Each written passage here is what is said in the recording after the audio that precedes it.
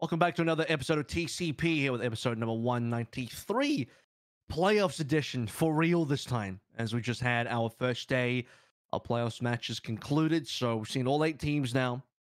We got all our opening 4 matches done and dusted.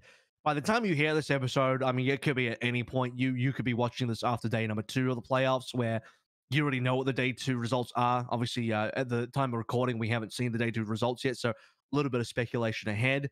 You might be watching this even further along than that. So, hopefully, no matter what point you tune in here, the content will still be relevant as we kind of think about what's going to happen for some of these teams moving forward. And hey, it'll be kind of fun in a way where, we'll be kind of speculating on what's happening to these teams. And then you actually listen to, like, but wait a minute, so-and-so already got eliminated, which should be quite interesting. Very true. Hopefully we give good reasons as to why they might, or why they might, advance. Hopefully we can get some info in there, because I think this these first few matches are pretty telling. But we'll get into that. You just wait. Answered a few good questions just in terms of like where everyone's at. So I'm keen to get into that. But as usual, there is a bunch of other news topics, a bunch of other stuff that actually happened over the course of the last week. So you're gonna have to scroll down to the description to zoom straight past that if you want to get right deep into the actual match discussions for the playoffs. So look for the timestamps, as we'll be looking at now some of the other stuff that happened, including MVP awards finally announced, where we're going to spend 5 to 10 minutes patting each other on the back and doing a bit of circle jerk about how we were also correct about it. I'm sure we're all going to thoroughly enjoy that. And yeah, I think you two are the only ones that were like perfect. I voted for somebody who wasn't even on the ballot. Yeah, I know. Which I don't know why you did that. Just to make a statement. Just to let everybody know. But sometimes I had to write it. I just want to win. I just want to win. Much like my Pickems this week, I just want to win. So I just did all the picks that gave me the highest chance of winning. Yeah, which is how I conduct myself through. I mean, that's how I vote. I can't vote for loser in the upcoming German election, right? Like you don't want to be on a losing team. So you gotta vote for the MVP you think will most likely be MVP, not what you actually think. Terrified. That's a scary thought. What is MVP in Germany? Most valuable politician. Yeah. So we also had the roster construction rules announced officially by the league as well for 2022, which is quite interesting. I want to dive into that. And beyond that as well, we have upcoming into the final day of playoffs, the grand finals, an Overwatch 2 Showmatch, and some additional rework information, and some previews of what Bastion, I guess, looks like. That was what was initially said. Who knows if there's any more than that? Likely there won't be more than that, but it'll be pretty interesting regardless. So let's kick it off now. Episode 193, brought to you guys by lovely patrons here: Battle Crab, Refined Bean, Bronzebot Boohound, Charate, Chris R34444, Fraudino, Hunter Tane, Porkchop Sammy, Casher67, Lolshin, Rex Zane, Volamel, Sugar High, Wilma Your Misery. A special shout out to Porkchop Sammy, who also dropped by my co-stream day number 1 as well. Thank you for that. But gentlemen, let's get into topic number 1 here. So we had what is essentially, I think, one of the more exciting things to look forward to, and this kind of came out of nowhere, and it just got dropped on out of the blue. Official Play Overwatch channel as well, in terms of where the news hit. You get Aaron Keller on the video saying, hey, we got some goodies lined up for you guys, and ends up being a bit of an incentive to tune into the grand finals, which is always a good thing. And that is going to be the fact that there's new Overwatch 2 information, some more stuff's been dropping. You've been paying attention to kind of Overwatch socials anyway, or you've been paying attention to the subreddits, or maybe even a little bit on Twitter. Andy B, the community manager, had already been dropping some news about potential things that the development team on Team 4 were looking at, and some design philosophies in terms of why certain decisions were being made or looking to be made, or why other things weren't being done. So there's been a bit of an increase in communication from Team 4 to the general public now. It's not in the sense of like big announcements officially, just small communications to the direct audience. And now we're getting something a little bit more direct to a wider audience on an official broadcast. and we're going to get the show match. We're getting the Sombra and Bastion rework information and Bastion's new look. Yeah, I think this is kind of a wish list topic, if I'm going to be completely honest. I didn't think they were ever going to do this. This was something that I was like hoping for. I was hoping that Activision Blizzard would start to use the platform. I won't comment on how big or small it is, but they've built a platform. We've seen them use it in the past with some of their PvE content for Overwatch 1, which was really cool. Even somebody who couldn't care less about the PvE side of things, I was, interested at the very least. I got to see the skins. They got to talk about some of the lore, blah blah blah. It was kind of cool. Like the way that they activated it was kind of sick. I'm very over the moon with this decision. I think it's incredibly smart.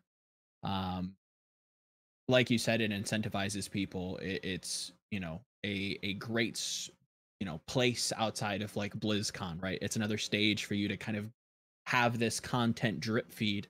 It's a great place to announce maybe a beta, right? Which maybe we can get into with the roster building rules, but yeah, like you said, there's some support things going on in the blue post that we've seen.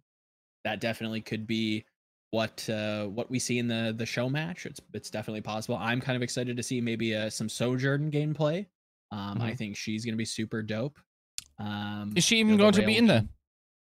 I would guess, if I'm gonna be honest. No, I don't think she would. This is my problem with this thing, right? Like it's like, Okay. imagine you're a living thing that just lives in the ocean, right? And you look at this human and you go, what the fuck are legs, bro? Why would you need legs, bro? Like, they don't do shit in water. They're subpar in swimming. And this is like, without knowing the environment of land, I have no fucking idea how useful legs are.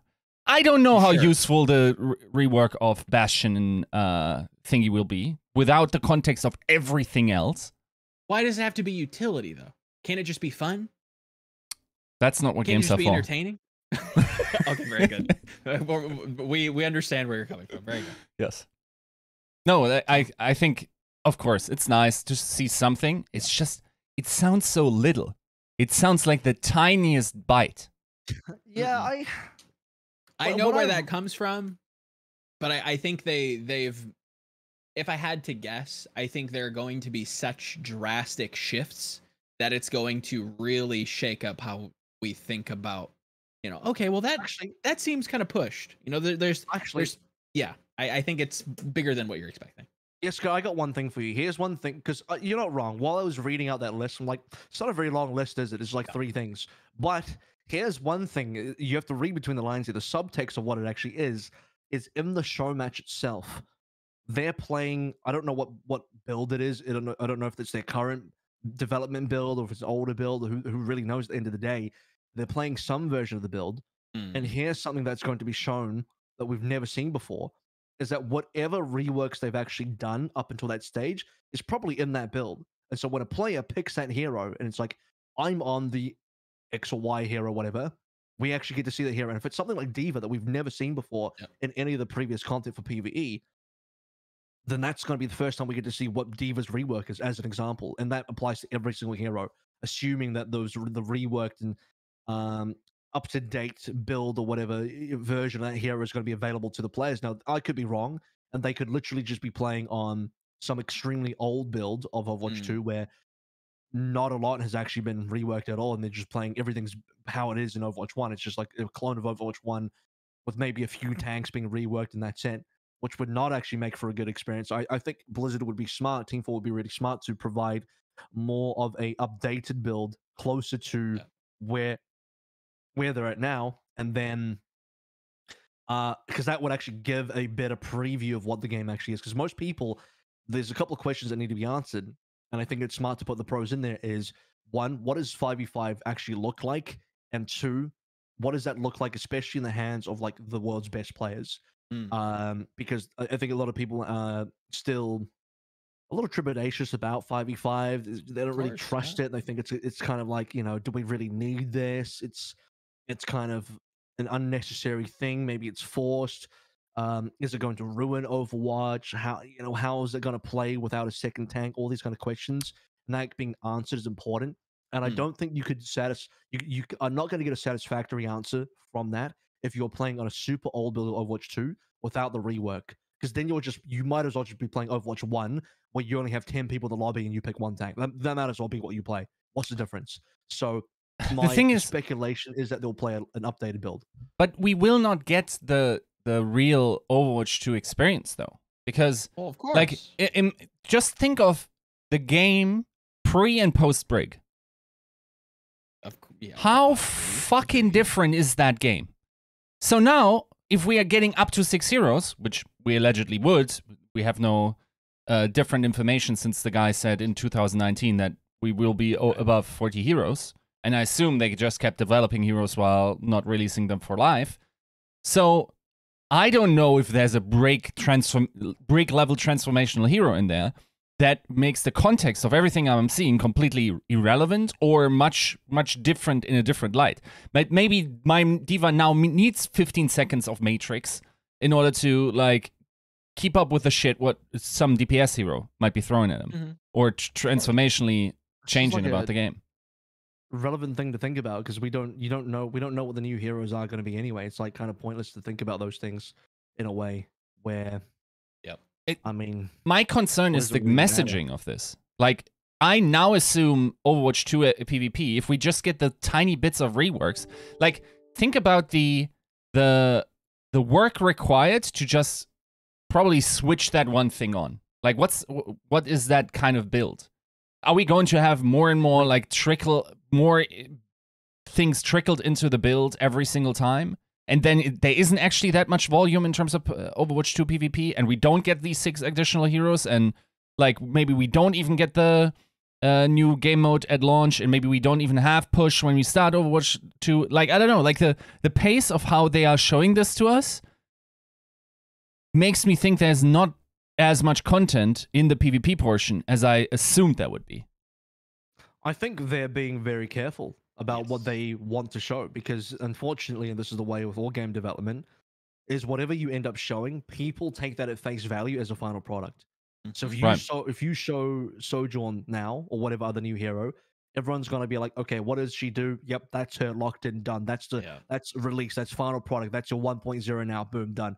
And no matter how much you say, no, it's alpha, it's pre-alpha, it's beta, no, people just can't use their brains to realize that that is not the final product. They will just like, if they can't help it, they just like, that's the final product. That's what we're getting. And so developers have to be super careful about what they can and can't show, which is why I'm even like not entirely sure that all the reworks are going to be there, because they might not be fully sold on some of them themselves internally. So they might be still holding back on some of the reworks because they don't want to show something that they can't promise. Well, they don't want to make a promise they can't keep. So. I'd be interested to see some of the support changes. I think they've been very strategic in who they talk about. You know, having Brig, you know, comments out there about, you know, what she has, what she doesn't have, you know, what Sombra and what Bastion may or may not look like. I think those are going to be the focal points. I'm of the opinion that I kind of assumed Sojourn was ready for testing, if that makes sense, like ready to be beta tested. So I kind of there's a expected difference to be there. between ready to be beta tested, which I'm sure she is, versus ready to be shown to the world. Because here's the other thing. Here's a little bit of other tidbit that was not a part of the official announcement, but part of John Spector's tweets, which is that players and teams who are knocked out of playoffs will have access to Overwatch 2, and they can just start playing it in Hawaii now. So by tomorrow, so by the date of the recording is that we just finished day 1 of playoffs. By the end of the second day of playoffs, when the first 2 teams are eliminated, those 2 teams can just start booting up Overwatch 2 and having a ball, and they can just stay in Hawaii for the rest of the week and play as much Overwatch 2 as they want to. And whatever version they play on, maybe Sojourn is there. Like privately, I wouldn't be surprised. Privately, I'm sure the testers have access to everything. They can play all the 6 to 8 whatever new heroes is available. Possible, yeah. That doesn't mean Team 4 want to show them now. That doesn't mean Team 4 are ready to reveal that to public. Yeah, I mean, could be I wouldn't hate that either. That makes a lot more sense. Maybe I'm wishing for too much. I think it would be very exciting. I think that would draw a lot of eyes. I think that would do some good PR to see, you know, the new hero or a new hero. Especially one that, you know, so many people have been I think it's right to be cautious because I think whatever if you show it and then you change it, people get upset. I think I mean I'm attacking this from the perspective of I didn't even expect this to happen. So this anything extra is anything what a demo is extra credit for me. I'm also of the belief that like basically if they were going to reveal something like that, they would have said, and also we're going to be revealing Sojourn. They would have announced that. Very good. Because it's like kind of weird that they would just surprise put that into you, like, oh, by the way, here's Sojourn. Like, no, that's a big deal. No, they would tell you about that. I also would have loved for that to be part of the Overwatch League finals, though. That would have been sick. Just like in terms of to reveal a hero, that's a big draw. I mean, like we saw the difference in attention this got on the different fan bases. Like competitive Overwatch, the subreddit was like top one, like most talked about topic, several hundred comments. Nobody gives a flying fuck on the Overwatch main subreddit. They don't care literally about the first about the first footage of Overwatch 2 shown to them in a long time. And why? Is it not enough information there? Is it because esports is attached to it and therefore it's less interesting? It doesn't make sense. Like usually even a casual crowd should care about this unless they deem this not to be enough exciting information. They will. I think I don't know. And there needs to be a bigger marketing push to reach them. I think I think unfortunately the r/Overwatch reach is actually fucking tiny. There's something like 2 million subs there, but the regular users there is about the same as competitive Overwatch Reddit. The two subreddits have roughly the same amount of active users at any point, but there's like again 2 million users on the main Reddit, and there's only I don't even know if there's 6 figures worth on the competitive Reddit, but yeah, all I can say is like, not to turn this. There's 278,000 members on the competitive Reddit, so there's 10 times the amount of users on the main Reddit compared to the competitive one. But I think that whatever that says a lot about people's actual interest in viewing that Reddit, because I think so many people have realized it's complete garbage that they've just left, and so all that's left are people that want to view complete garbage, and so you just get into a feedback cycle, this echo chamber of viewing complete crap. But this isn't meant to be some sort of like commentary on the r/Overwatch Reddit. Yeah. I'm sure it's not a surprise, and everyone agrees it's just complete ass. It really is. Yeah. But yeah, sure. More information would have been a big draw. More information would have drawn more people in. But I don't doubt that's going to come. The most exciting part for me is that more players are getting access to this, which means there's going to be more play testing, more feedback. And that's, again, something that the league desperately needs. Not the league, sorry. The game, the development of the game desperately needs to be able to make informed decisions about what needs to happen in the game to make, hopefully, a good game. I mean, and beyond that as well, just having the pros play in a show match to see what the game can do when it's being limit tested by really good players, I think is also really important as well. And it's something I'm looking forward to. I mean, it's pretty safe to assume that players give feedback in terms of balance and have a direct, especially like a specific.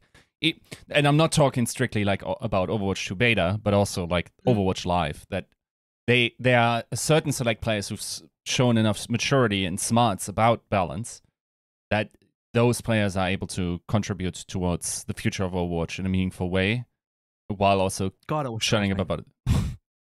Yeah. I think my last point on this definitely is I hope they continue to do this. I hope this sets a precedent for finals in the future, or just for stages in the future. For Team 4, whoever you want to, Blizzard, Team 4, Activision, Blizzard, whatever you want to call them, the parents of this game, to really start to utilize and market this game in a modern way. I think we can create some festival-like atmospheres around our finals and our events and our tournaments, and giving, call it exclusive little sneak peeks on things that they have under works, or maybe even teasers would be really cool. And I hope to see them continue to do this. Let's say that. So, any particular wish lists as we move on from this topic? Anything in extra about,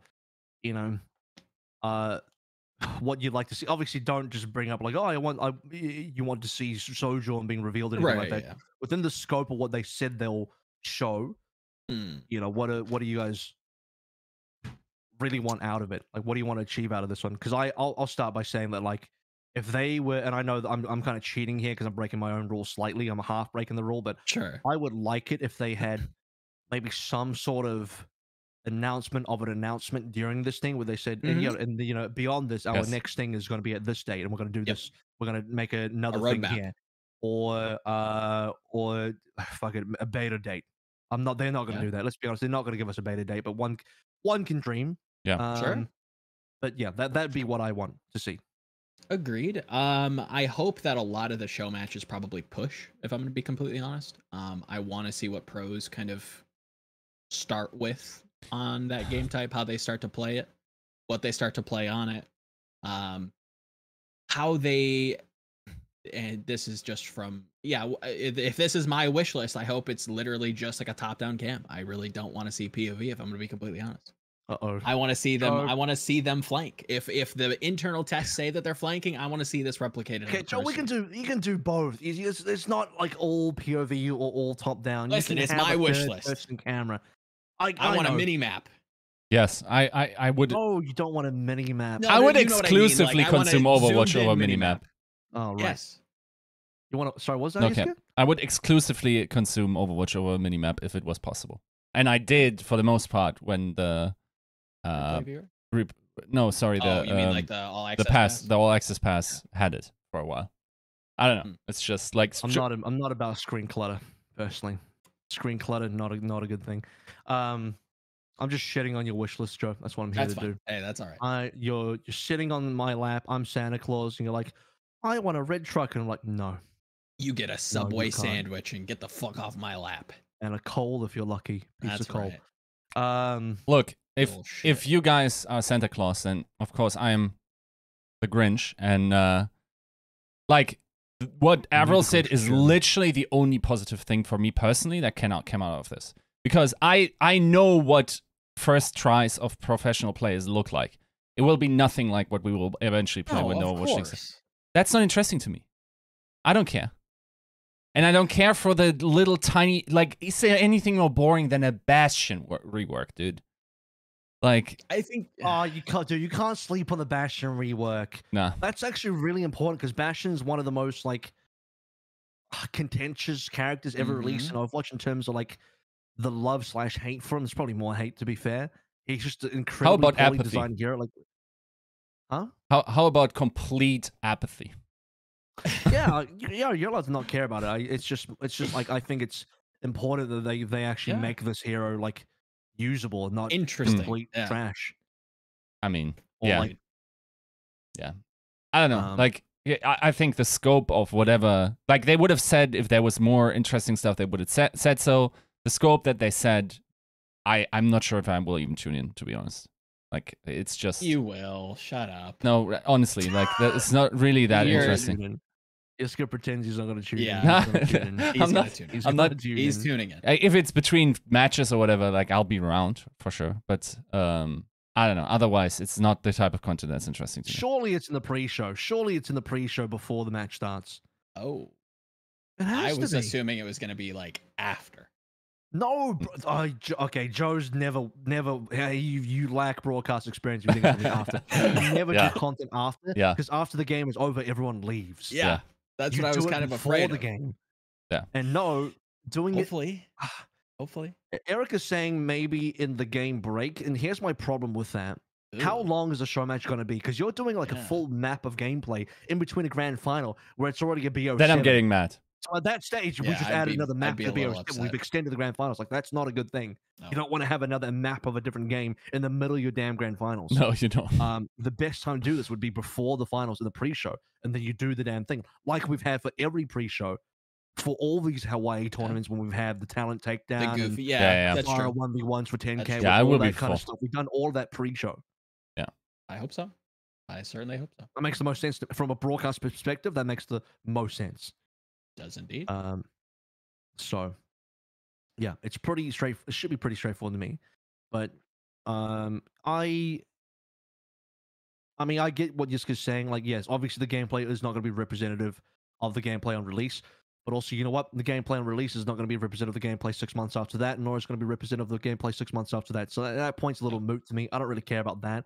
I want to see the game as it is now, because talking about like, well, that's not going to be representative of this is like, well, that's just never true, because the next thing in the future is always going to supersede the thing before that. So we just we're never catching up. But it's like, not going to be a competitive environment. I also don't watch streams. They're inherently uninteresting to me in Overwatch. Like, I don't care for non-competitive environments. That's different than another look at a game that we at the same game with 3 tweaks and 1 less tank that nobody really knows how will be played. I don't know. Like, yeah, I don't know. Like, I'm not watching StarCraft 2 played by that's another thing that I didn't do. Like, I was there actually when StarCraft 2 had the first competition with Mad Frog against TLO. Had lunch. I didn't care. I really don't. I don't know. It's just not something that's interesting. Fair. We'll see. I have a funny feeling you'll be watching it, but he's gonna be watching. He's 100%. Nah, watching. Okay. Here's the safe reason why I can say that I probably won't, because I can pre-sleep for the final because it's at 3 a.m. in Europe again, right? Like, I'll just. Yeah, but you're not going to though. Let's be honest. You're going back to the VOD and you're watching. Even if you miss it live, you're going back and watching. No. Yeah. You will. Well, it's going to be a very interesting show, and we try to bring it up and talk about it. You're like, I don't know, man. Is like, because and here's the other thing is like, people might be like, oh, I don't really care about the summer. It's like, in a way you do, because just seeing that is going to give you a good indication of the design philosophy of what Team 4 are trying to do with not just the tank reworks, but the DPS reworks, taking away CC. Unless someone tells me like there's interesting stuff, which that I will say is totally possible, that they completely undersold whatever they're going to show off, or they didn't, and I just don't see the complexities of whatever they said that will be shown. But right now, if it's the same maps, even if it's a push map, pretty much know what the push map's layout is. I don't think there will be anything interesting in terms of like, it doesn't matter if they are flanking right now or not. Sure. Also, Joe? Yeah. You mentioned push. Yeah. You mentioned push. And I actually would prefer it if they didn't play push. Now, the reason for that is because I want a more direct one-to-one comparison on a map that I already know about what 5v5 looks like on that compared to 6v6. I would prefer that, personally, for me. I don't hate that. But don't hate that. Yeah, I don't really have much more to talk about on this, except that I'll be very keen to see what the hell's going on. Yeah, I'm excited. And, how excited are you guys? Like, from a scale of 1 to 10? Like a solid 7.5. Dude, I'm like out of 10. I'm not gonna lie. Really? Because I just want to see stuff. I just really want to see content, like anything. Like, give me breadcrumbs. Like, dude, I'm like Oliver Twist outside, the shopping glass window on Christmas Eve, and I'm begging to get in. And I'm just trying to see whatever's inside. Like, can I have some of that turkey? And I'm just a hungry boy outside, trying to catch a whiff of any food and imagine eating it. I really want to see what's going on, because to me it'll be, I know what I want. I know what I'm getting out of it in terms of what I want to get out of it, and I think what I'm trying to get out of it is a little bit more subtle in terms of reading between the lines, rather than just like, let me see a hero, let me see the new map. Like, that's a little bit that like straight in your face stuff I care about, but I more care about just like the more subtext, kind of stuff where pros play against each other, and I want to see the 5v5 interaction between good players. That's what I actually care about. Here's another question. Do we think that they're going to have like a little interview segment with like members of the team or maybe the developers? I have it would be very weird to me to just see like a show match and then that's just it. I would assume that it would be somebody like Uber with Aaron Keller, and they're not casting it, but Uber's just sitting there talking about the game, and he's asking Aaron questions about the game. Yeah, I think it's going to be accompaniment, man. Like Mr. X was last time they announced the 5v5. It was Mr. X, right? So yeah, I think makes sense. And I think that's going to be the big like density of information is like, what is actually talked about? That's. Sure, I would assume that's probably part of it. We already knew you were watching. You didn't have to say no, I'm really not watching the gameplay. Bro, Unless my shit your work pants. makes me, I won't. I'm not trying to be like a. Why? When Bastion turns into an airplane for his ult and calls in an AC-130 strike through walls, okay? Like you're gonna be excited. For Valorant, switching to that. When Overwatch reveals, when Overwatch 2 reveals kill streaks and one of them is Bastion flying through the air, exactly. you're gonna want to see it. You know. Yeah. You're gonna tune in. You're gonna click the clip. Bro, if we're getting anything remotely as exciting, their marketing of this event sucks donkey. It does. That's fine, and we can get into that, but you're gonna watch it anyway, so that's all we're really arguing. It's clear that the entire marketing for Overwatch 2 has been pretty poopy. Yeah. Like that's not a hot take. So they can only go up from here. We're down. We're in a pretty deep ditch here. We can only get better. We can only move up. I don't know, dude. Right, speaking of moving up and moving forward, there's so many people that we recently just like jump shipped. I'm just like, are they getting out of the way to not be associated with disappointment? Is that what's going on? That is an extremely negative view of it. I'm a cynical asshole, and I mean, I'm the realest dude out there. I'm the realest motherfucker out there. Trust me, I'm grounded as shit. But I still got my glass half full here. I still got my glass half full on this one. And maybe that glass gets emptied a bit if what I see on the grand finals day I don't like. Then first of all, people are gonna hear about it. Second of all, it's just like, man, that would empty my glass of milk pretty quick. So I don't mess around. Look, I'm fair. I'm fair both ways. You know, I call it how it is. I call the shots with as much truth as possible. And I'm not gonna be sitting there with my copium. If it's actually bad, I'm not gonna be sitting there with my copium like, it's fine, guys, with the house on fire. If it's actually bad, I will say it's bad. Trust me, I'll be the first one to say it's bad. So, moving forward to next topic here. So we also had some quite direct information about roster construction for next year. So roster construction rules were announced, and obviously this is a tie into some Overwatch 2 stuff. So we started with the Overwatch 2 conversation first, and as the Overwatch League season comes to a close, some dates were released about what was going to start happening. So September the 26th, which is, I believe, one day after the grand finals, teams may begin submitting player trades for a league office review. All player trades are subject to the league office approval prior to becoming effective. Teams may also continue working on extending or otherwise signing their current players to standard contracts.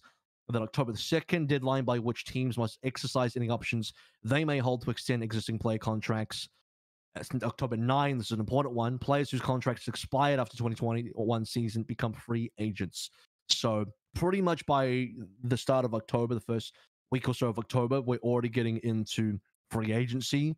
October 10, which is one day after, teams may begin signing free agents to contract for the 2022 season. So we have a period of time where teams explore extensions for certain players first, and then we get into the whole free agency thing. Then after October, the next deadline is January the 3rd. Deadline for all teams to have a minimum of 5 players signed to season-long contracts for the 2022 season. And the final deadline is March the 1st for next year. Deadline for all teams to have a minimum of 6 players signed to season-long contracts for the 2022 season. And yes, that means the minimum amount of players on your roster must be 6. I think the maximum is still held at 12. But there's also been a minimum salary increase from $50,000 to $50,700 to reflect the cost of living adjustment based on global inflation rates. So that's the spark notes of what we're looking at. Does this not scream like end of year beta, like maybe announcement for beta at the finals? I feel like this is very much in between the lines. If you read between the lines, if you enjoy reading between the lines like I do. That's the thing. Like, I treat something like, okay, these roster construction rules don't mean much without the knowledge of when teams will get access to Overwatch 2.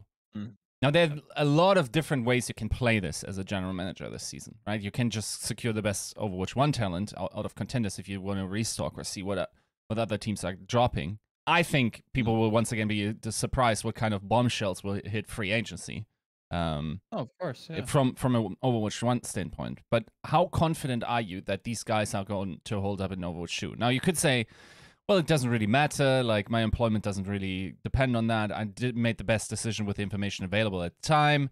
I would argue, like, if you move too quickly and then it turns out that you had more time to build a team later on, and you didn't actually install contracts that have the ability to cancel players that you picked up within 30 days, so you can move towards like whatever new information is coming out or who's going to is popping off or whatever. Then that's on you as well. But yes, like beyond what we need in order to make sense of these dates, there are definitely implications here. And it isn't like, I don't want to be a general manager in this climate at the moment if you don't know when you're getting access to the client and what the access entails. Because, like, for instance, one sensible thing would be that you get the ability to get accounts of Overwatch 2 to players that aren't necessarily Overwatch players, because you want to recruit outside of Overwatch. And you want to also recruit outside of Overwatch with contenders players that have extensive practice on that stuff. So, like, who's getting keys? Is everyone? Is it going to be an open thing? Are teams able to have like 100 keys or accounts on top and just like give them to their pool that they want to develop? That's king making, by the way, big time. I hope that's not how it goes. I hope we just get an open thing and everyone can, like in pretty open tournaments, can fight for the best, and then we have a clearer view who to select. But like everything else feels so unsatisfying. Like imagine, right? So I think January 5th, the roster window for 5 players closing there implies, or I mean, if I'm a GM, if I don't have access to running trials on Overwatch 2 by late November, boy, I'm pissed. Like, how am I supposed to do my job? October, actually. Yes. Because free agency starts October, so I mean, November's already late. The earliest possible date is ideal, Yeah. That's one of the little breadcrumbs where I'm thinking, okay, none of this makes sense in terms of like what they want to show us, unless they drop a date on our heads, or go like, oh, you can go into a Battle.net client and download Overwatch 2 PvP right now. Also, by the way, free to play. We completely undersold whatever it is. Hopefully, everyone tunes in very quickly into the grand final stream with like pretty bad marketing surrounding that, and we probably left like 500k viewers on the table that we could have otherwise had. I don't see them being this bad at messaging. So it's pretty.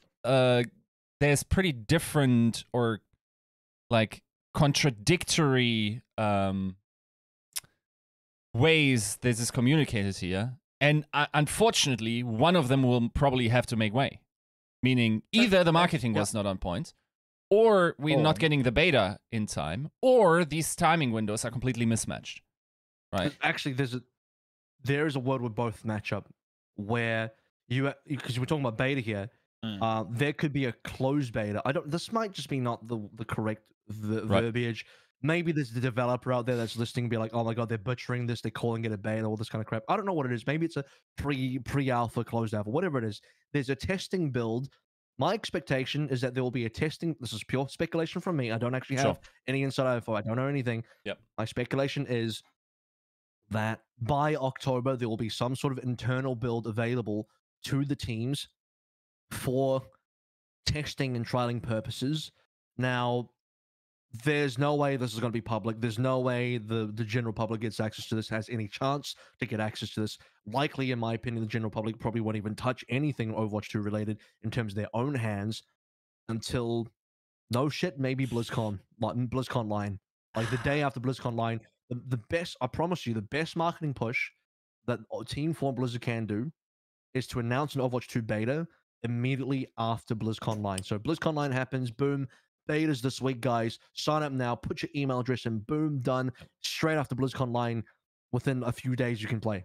That would be the perfect marketing scheme from a marketing PR perspective. How do you do that though with trials and everything? Would you allow stream? Here we go.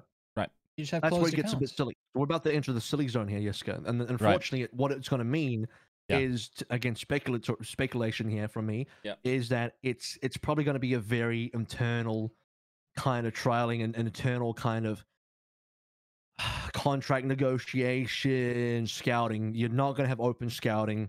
You're probably going to have a limited access to contenders players, if at all, because I don't know how the trust is going to work. Like, can you imagine the nightmare, the legal nightmare of potentially giving access to young contenders players for an Overwatch 2 client and being like, please don't leak this, and you're gonna have to legally bind them because these are kids, these are children. Sorry, you might be 18, but I still think you're a child. Like, some of them cannot be trusted. Some of them won't be, especially if you're a contenders schmo and you're like only on the outside edge. You're probably not gonna make it. You're like, fuck it. What have I got to lose? I'm probably not gonna get signed anyway. Why not just leak it? What are they gonna do? Like, what are they going to do? Prevent you from playing Overwatch? You probably weren't going to make it anyway. Like, I'm not saying there's going to be someone that will do that, but like that world exists where like there's a schmo who's like just on the edge anyway, and he doesn't give a fuck because he's a young kid and he's dumb, and he'll just leak it because you have to be very careful. So yeah, Yiska, I see the fear. I see the fear where you're just not going to have enough people with access to the game to do good trials, to do good, thorough trials to see who's actually good at this game. Sadly, that's just going to be the case. Now, the only way I'm wrong on that is if there's more of an open testing period prior to the end of this year. When I say open testing period, I don't mean open to the public. I mean open in the sense that it's more open than like a super strict legal thing where like NDA, no leaks, can't talk about it. It might be more of a, here's a, for the lack of a better term, closed beta. But it's very specific. It's more like a friends and family closed beta, and you can just give it to tier 2 players. You can just do that, and they can't share it. Maybe some of them will leak it, but you take that risk. But you're confident enough with the game at that stage that it's maybe not a big deal anyway. But that would require the game to be in a pretty good state by the end of the year. Not even by the end of the year, by October. Yep. So what is that? Shit, that's like a month from now.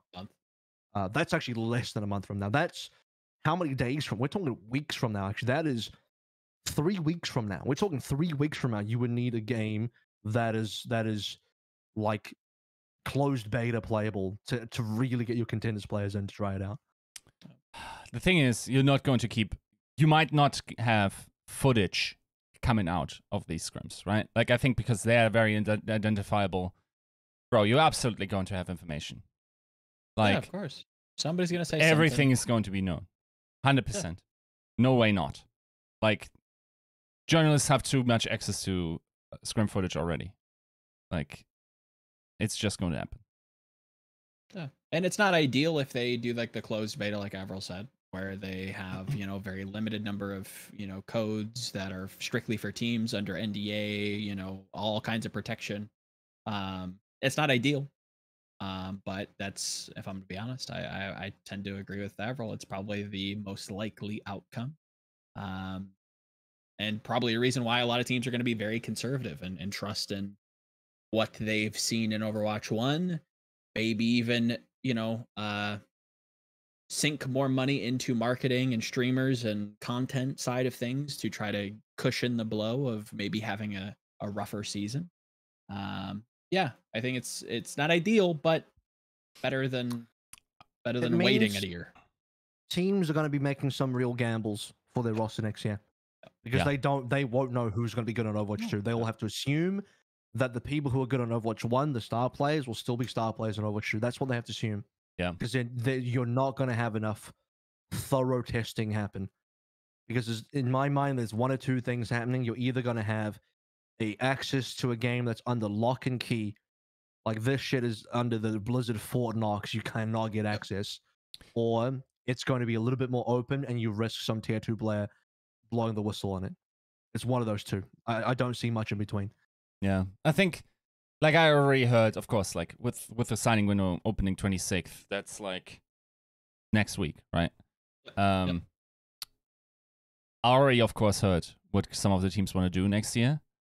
Some of those are very surprising. And this is, by the way, I'm not communicating a general trend here. It's just from the teams that I've heard. But there will be even more budget cuts for those teams in particular, right? Like they want to employ strategies to save even a little bit more money on the overhead that they're getting, right? So, well, you can have 6 players instead of 7, so that's a start. Yeah. Who's, by the way, I mean, if 6 players is your minimum, 2 tanks is a must, right? Yeah, of course. No, 100%. I disagree. Oh, here we go. I theorize. This is GM AVRL talking. Yeah. My ideal team, and look, there's a lot of airy fairy bullshit. So strap in and bear with me here. But ideally, your team would actually be 3 DPS, 1 tank, 2 support. And the reason for that is I predict, and I could be flat out wrong when I see the gameplay on the grand finals, and I'm just gonna be like, damn, I was so wrong about it. But my theory right now for the game is I think it will be a very heavily DPS focused game. Oh, I think agreed. DPS will carry even a harder weight than they do in the current Overwatch, and they're going to be even more important, and they're going to have to stand out even more. That being the case, I put a lot more stock in having DPS depth for hero pools. Now, obviously, if you have like a Prophets on your team, you're good to go. Your 2 players cover everything. But the ideal situation for me is I don't think you want to have 2 tanks, and the reason for that, and that's a controversial thing to say. It's a hot take from me. The reason I think you don't want that is you want to have 1 tank that's flexible to cover enough roles to cover most of the tank pool, if not the entire thing. Why? Flex DPSs have been doing that since the start of Overwatch. Agreed. Yes. I don't know why we just give tanks a free pass that, oh no, you can just play your 3 heroes and you're good to go. What? Excuse me? No, DPS players will play like 7 or 8 heroes. Tanks should do the same thing. What do you mean? Yeah, I can only be able to play 2 heroes and get MVP runner up. What are you talking about? I mean, you're not wrong. Not wrong. You think Kareev's stock shoot through the roof because he can play like Zarya and DPS and support? Okay, and here's the other problem: is like people are saying, well, like that maybe I'm being unreasonable about my expectation for tanks here. Like AVRL, how could you expect 1 tank player to do D.Va, Zarya, Roadhog, Ryan, and Winston, all the stuff at the same time? Like, well, first of all, it's like, okay, you can say that they're very different, but I can say that Genji and Ashe are very different heroes as well, and you have players that can play both. That's maybe an extreme example. You have very few players that can actually play both to a high level, and those players like Prophet and Lee, even Flitter. But the ideal roster has 1 tank that covers everything, because one of the mistakes I see even of Overwatch 1 is that if you have inflexibility in certain rosters, it really shows in your ability to not be able to move on the fly and adapt with compositional changes. And when we get into the actual reviews of teams, well, I'm going to talk about that, because I think Fusion are a culprit of that big time, where they get stuck into certain compositions they can't change because they lack the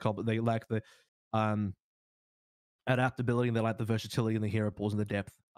For some part, Chengdu also lack that as well on every play that's not called leave.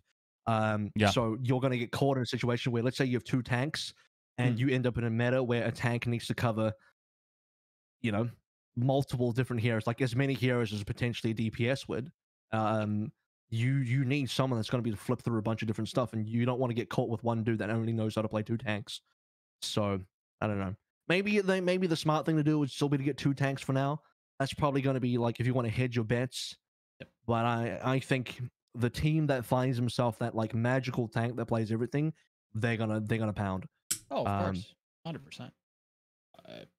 I agree wholeheartedly there. I think I tend to be a little safer. I think if anything, rosters by and large probably will be budget, but there's going to need to be depth. So I think 2 tanks, 3 DPS. Yeah, that's a play. Support's probably, like 7. If you can afford 7, I would say say you 7. go for 7. Yeah. Agreed. Yeah, if you're LA Valiant style, like shipping them and the whole drill, then yeah, you field what you can. But ideally, I think 7 to 8's a great depth measurement. Having somebody to sub at support, somebody to sub at tank, because I agree. I've agreed with you for a long time in regards to that conversation about tank. I just don't know if really they've been tested or pushed that way just yet. So I think we're going to need a little bit of time for a lot of the tanks to kind of catch up to what is demanded of them now. Well, no tank has ever had to do that, so that's correct, Joe. They would have to adapt to that. So it's going to take some time. Yeah. By the way, it's just Marvel. Marvel's the only player that's like cross rolls. It's only Marvel. Guys, get ready for Marv 2. Marv 2 Electric Boogaloo. He's gonna be your tank roll star for 2022. You know who I am calling up? I don't know if we have heard hide nor hair of him, but I'm putting a DM out to Libero and seeing if he's still interested. You can't afford him. He's too rich. Yeah. He's making too much money outside of Overwatch to ever come back. I mean, What is he Bitcoin doing? and Ethereum Do is we know what down. he's doing? Yeah, wasn't he like? Didn't he become like a coin trader, I don't professional know. one? Okay, No yeah, clue. maybe if Libero's down bad, you're like, hey, bro, can I get some? You got any more of that Ethereum, dude? I'm really down bad on Ethereum. You got any more of that? You pay him in like X amount of Ethereum to play, and yeah, Or I'm sure he'll Johnny's come back. But NFTs. Yeah. aside from that, There you go, yeah. I don't think he's coming. It's disappointing. Actually, Oh, well. you know what? Oh my god, here's the real Giga brain right here. Okay. I foresee certain DPS players doing a hydration and looking at a role swap.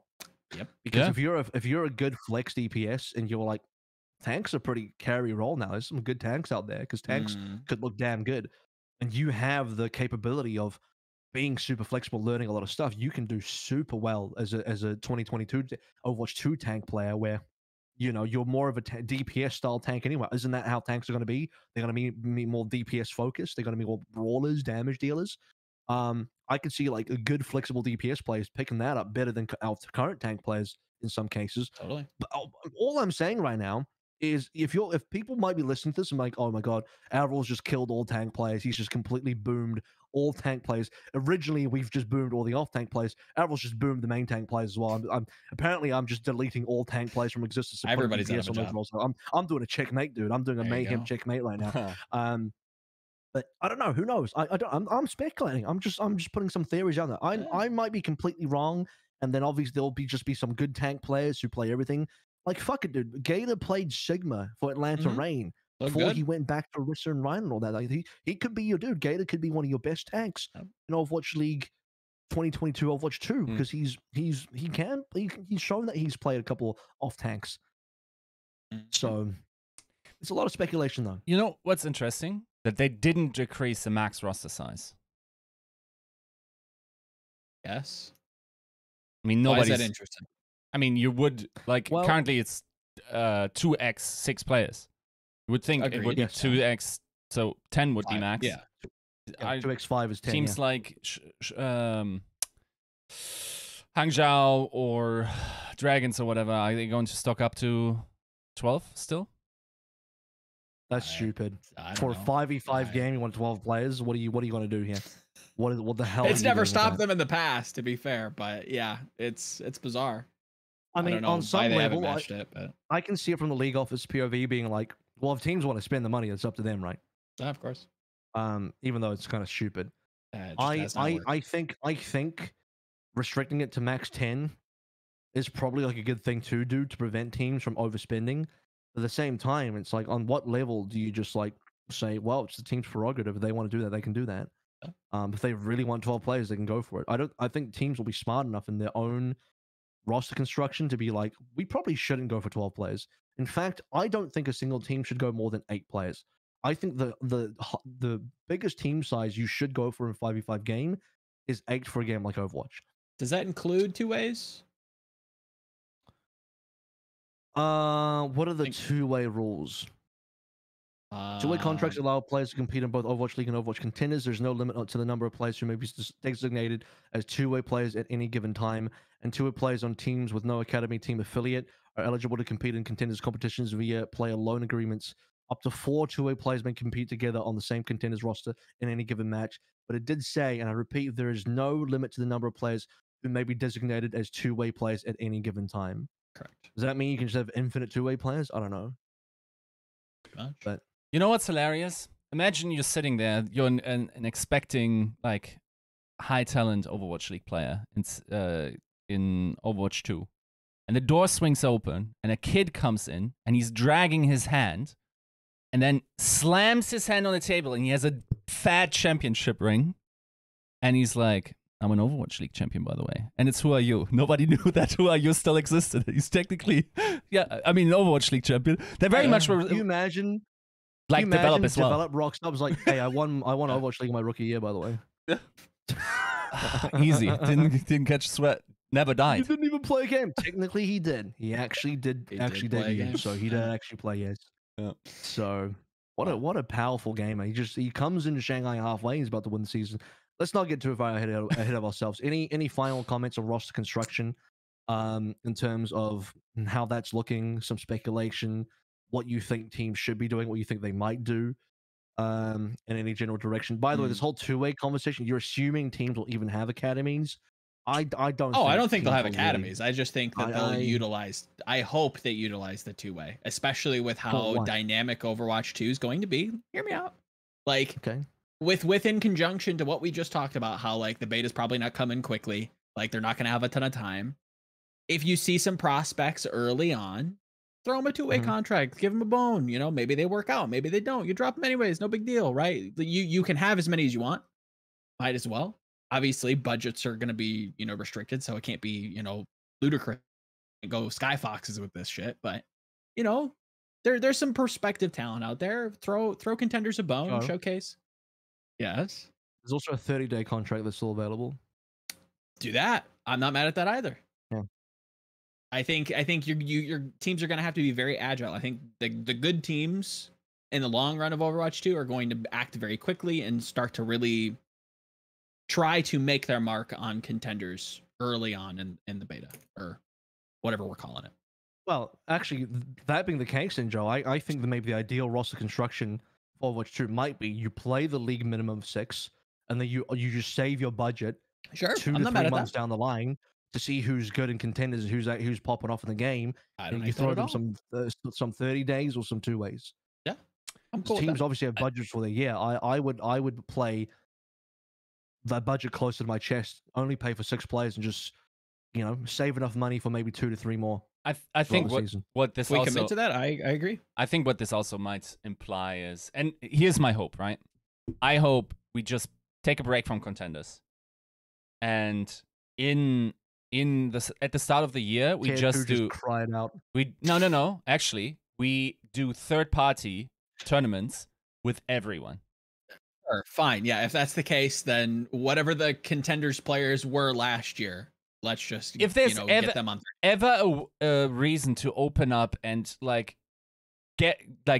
purge people of the delusion that Overwatch League teams are better than contenders teams at all times. Yeah, it's exactly that window where even in the Overwatch League nobody has those illusions, right? Like, I think, and it might actually hint towards like if you need a full roster by January, you probably need players. I mean, why would you need a minimum 4 months ahead of the season, or even 5 months almost? Because if what Hastra leaked in terms of April 22 is actually the start date and start of January, like 4.5 months, why would you need that? Well, probably because there's competition there, and maybe you want competition matches during BlizzConline and all that jazz. And please don't make it Overwatch League exclusive. Like, open up these competitions so we can actually stop gatekeeping the most deserving players in a soft reset game and find out who the best are. Otherwise, it's going to be clown shoes for Overwatch 2. And you might legitimately run into a situation where the vast majority of the best teams are outside of Overwatch League. Well, this is where things get kind of wacky, because imagine you're a team that signed your 6 members minimum for the January deadline. You're playing these third-party tournaments in the open public, maybe, against everybody. And by the way, in terms of like these third parties, I think you can't truly have them until a beta goes more public, which I don't think happens until BlizzConline, which is more likely a February date for what it's worth. But anyway, dates aside, you're looking at a third-party tournament in the Feb-March kind of period before the regular season starts in April, right? During that period, there's like that real risk where like you sign 6 players now, you're playing these tournaments, maybe you get clowned by a contenders team or like an open team, and now you're like, shit, what do? Can I drop my 6 players and get these guys instead? Like, there's a world where that's like that gets kind of like silly.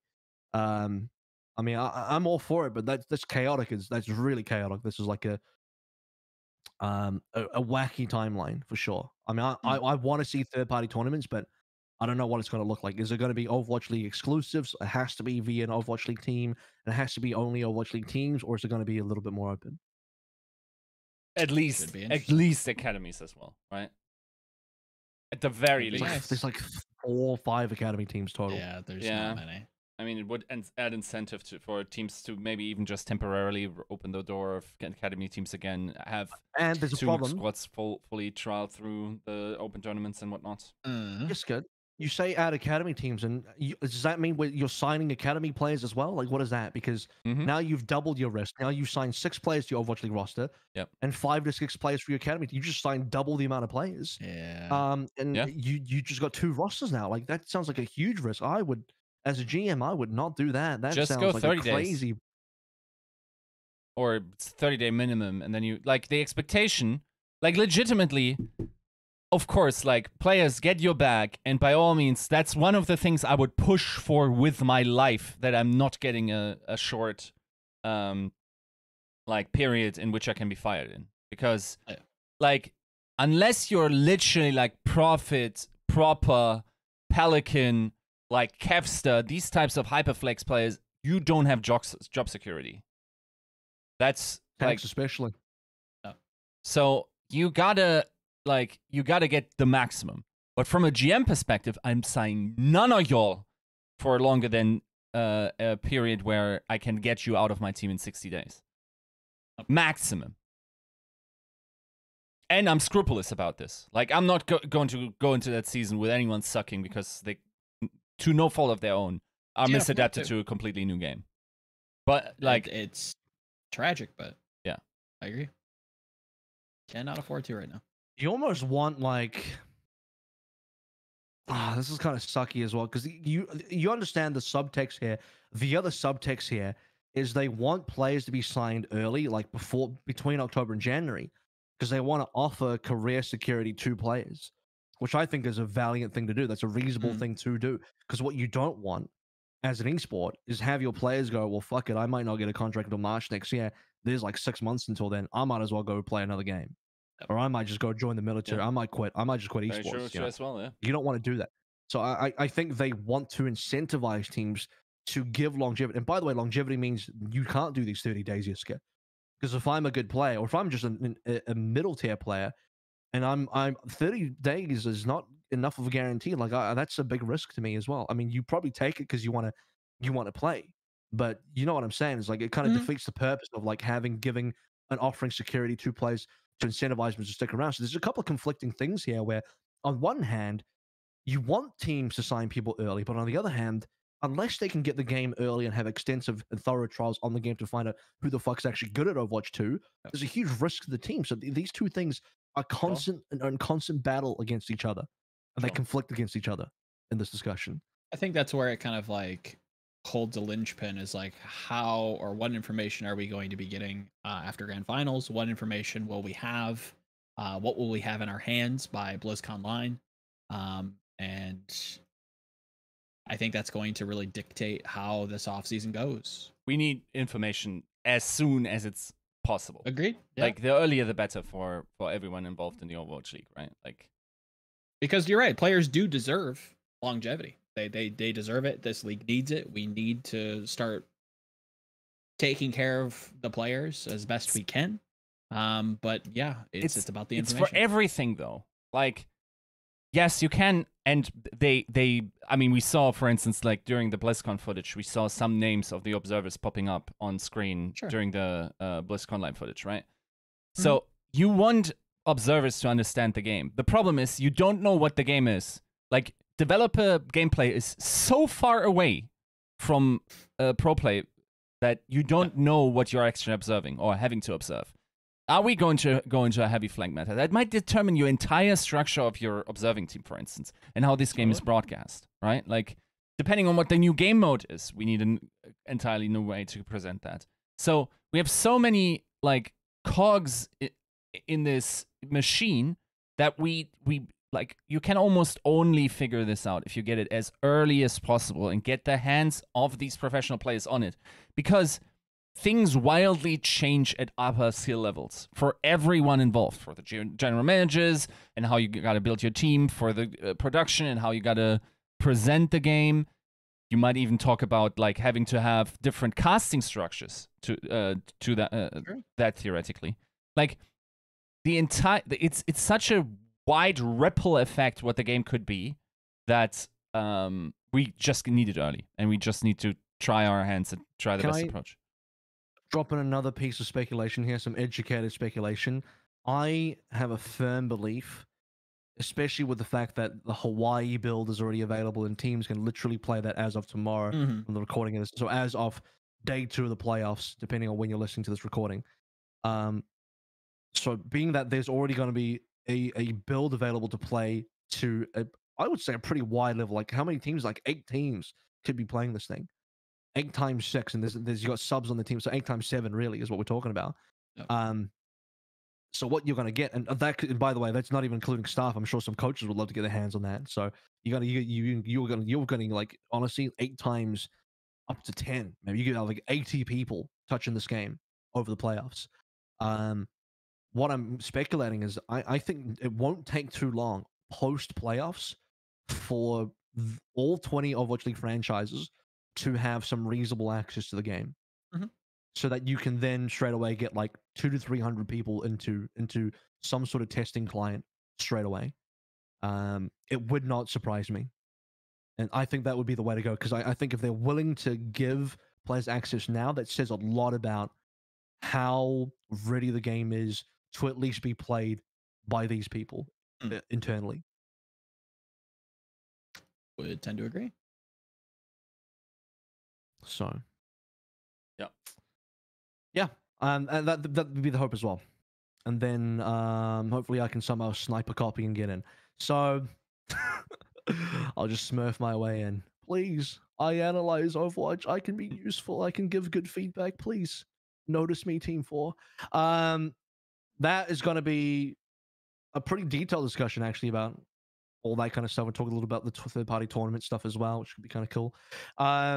Heading into a very short but brief but very cool bit of content that happened over the playoffs, which was the MVP awards. Now, we've talked a lot about MVP awards on this podcast in previous episodes. If you want to get more detailed discussion and you want to hear more detailed reasoning about why certain players were picked by us or not picked by us, and other types of discussions in relation to that, there are previous episodes that are far more dedicated to it. We're going to spend a little bit less time on that today and just kind of acknowledge, okay, well, what happened with the official MVP awards after all the voting's been concluded and after all the tallying's been done. Where has the dust settled?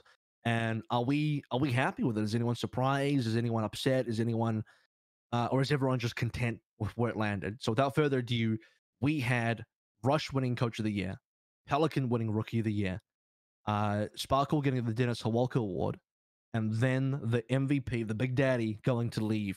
So those were the 4 main awards. We didn't get Roll Stars yet, but we got those 4. So how do you guys feel about those 4 awards being given out? Obviously, we didn't talk about the Dennis Hawalka Award previously because I don't know that there was too much to talk about. Yeah, that's a tough one. But really is anyone disappointed, or you guys, this is where we expected everything to land?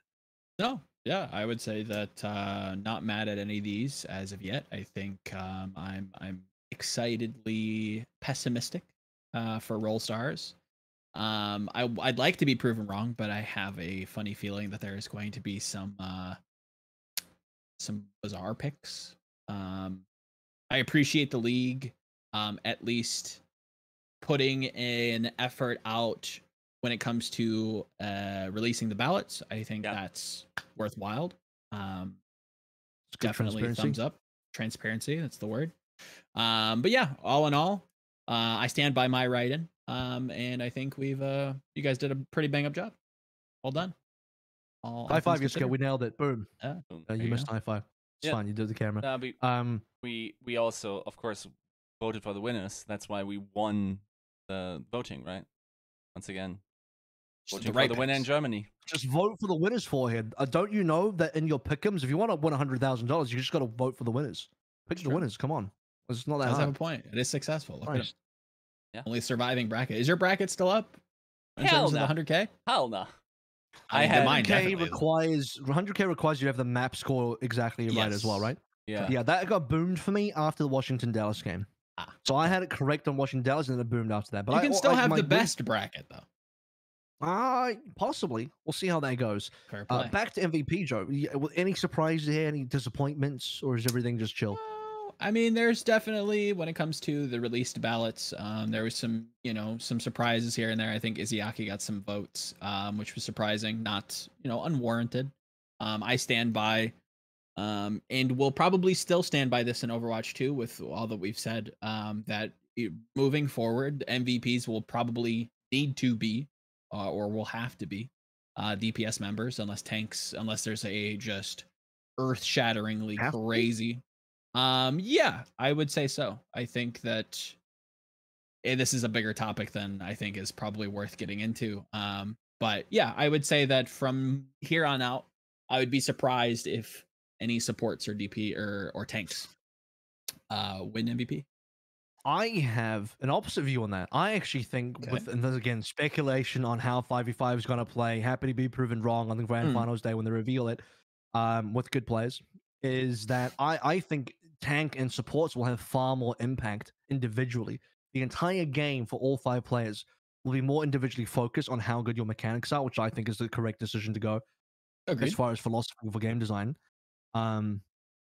And that will give more ability for tanks and supports to stand out, shine, pop off. Guys like Alarm can have big moments. I would love it if main supports and flex supports both had big mechanical individual roles to play, impact, rather yeah. than just like, I am a heal bot, her der. You can actually do more like Ana-based, mechanical prowess showing kind of things. Same thing for tanks. You are not just big rectangle man, hold up shield, do nothing else. Shield bot. Me shield bot, me no have brain. You can actually do stuff now. And doing quote unquote stuff allows you to stand out and be, a noteworthy player. Before people come at me like, oh, you can already do that on Overwatch 1. I'm like, yeah, but you can do that way more. You should be able to do that way more on Overwatch 2. Like, it shouldn't be so hard to be a fearless type player. Like, he has to be so damn good. He has to be like the very best player in his role to stand out the way he does. And it shouldn't be that hard. When everybody in DPS can already do that, almost no matter where. Like, fuck me, Milan running Crystal on the worst team of the Overwatch League can do that in the 20th place team, just because their role allows them to do that. And that's what tanks and supports need. So speaking of which, I brought up his name, but Fearless is a name that did get brought up quite a lot, both pre MVP voting, then during the MVP voting, and then afterwards we actually get to look at where the ballots landed and who voted for who. It's a lot of fearless voting still in, and for good reason. I think we expected that to be the case. One thing that surprised me is that fearless got more votes than Lip did, because I had a feeling that Lip, from what I gathered, my eye test was that a lot of people were going for Lip. Most of the people that weren't going for Leave were probably going for Lip, is what I saw. But a surprising number of people still went for Fearless. I don't hate it. I think Fearless is a player that I still hold in high regard. Like, he's still one of my role stars. Don't get me wrong. Yeah. But I had felt like Lip had overtaken Fearless as well. But I believe Fearless got something like 14% of overall votes, and Lip was on something like 10 or 11, and then Leave was on about 49.6, very close to 50%. But the takeaway is that Leave dominated the voting as we expected, and then Lip and Fearless kind of picked up the rest. Prophet got 0, and everybody else got between 10 and 0. Yeah. And I think that's I think you had to look at this year and last year to kind of add a small rebuttal to my point around the DPS. I look at these, hyper flexible, colorless DPS as, your franchise all-star, pay them anything that they're worth to kind of hold on to them type of players. And I think that's going to dictate not only team success, but award voting. Again, I agree. It very well could change what we see in come grand finals, but with what I have in front of me now, I look at Leave, I look at Fleta, Lip to a smaller degree, but statistically a monster, and way more flexible than I think we give him credit for. Yeah, I think that hyper flexibility does a lot and should be rewarded. I think he's probably overshadowed by the success of a lot of his teammates. Probably to not his credit, if that makes sense. Like, he probably should be valued way higher.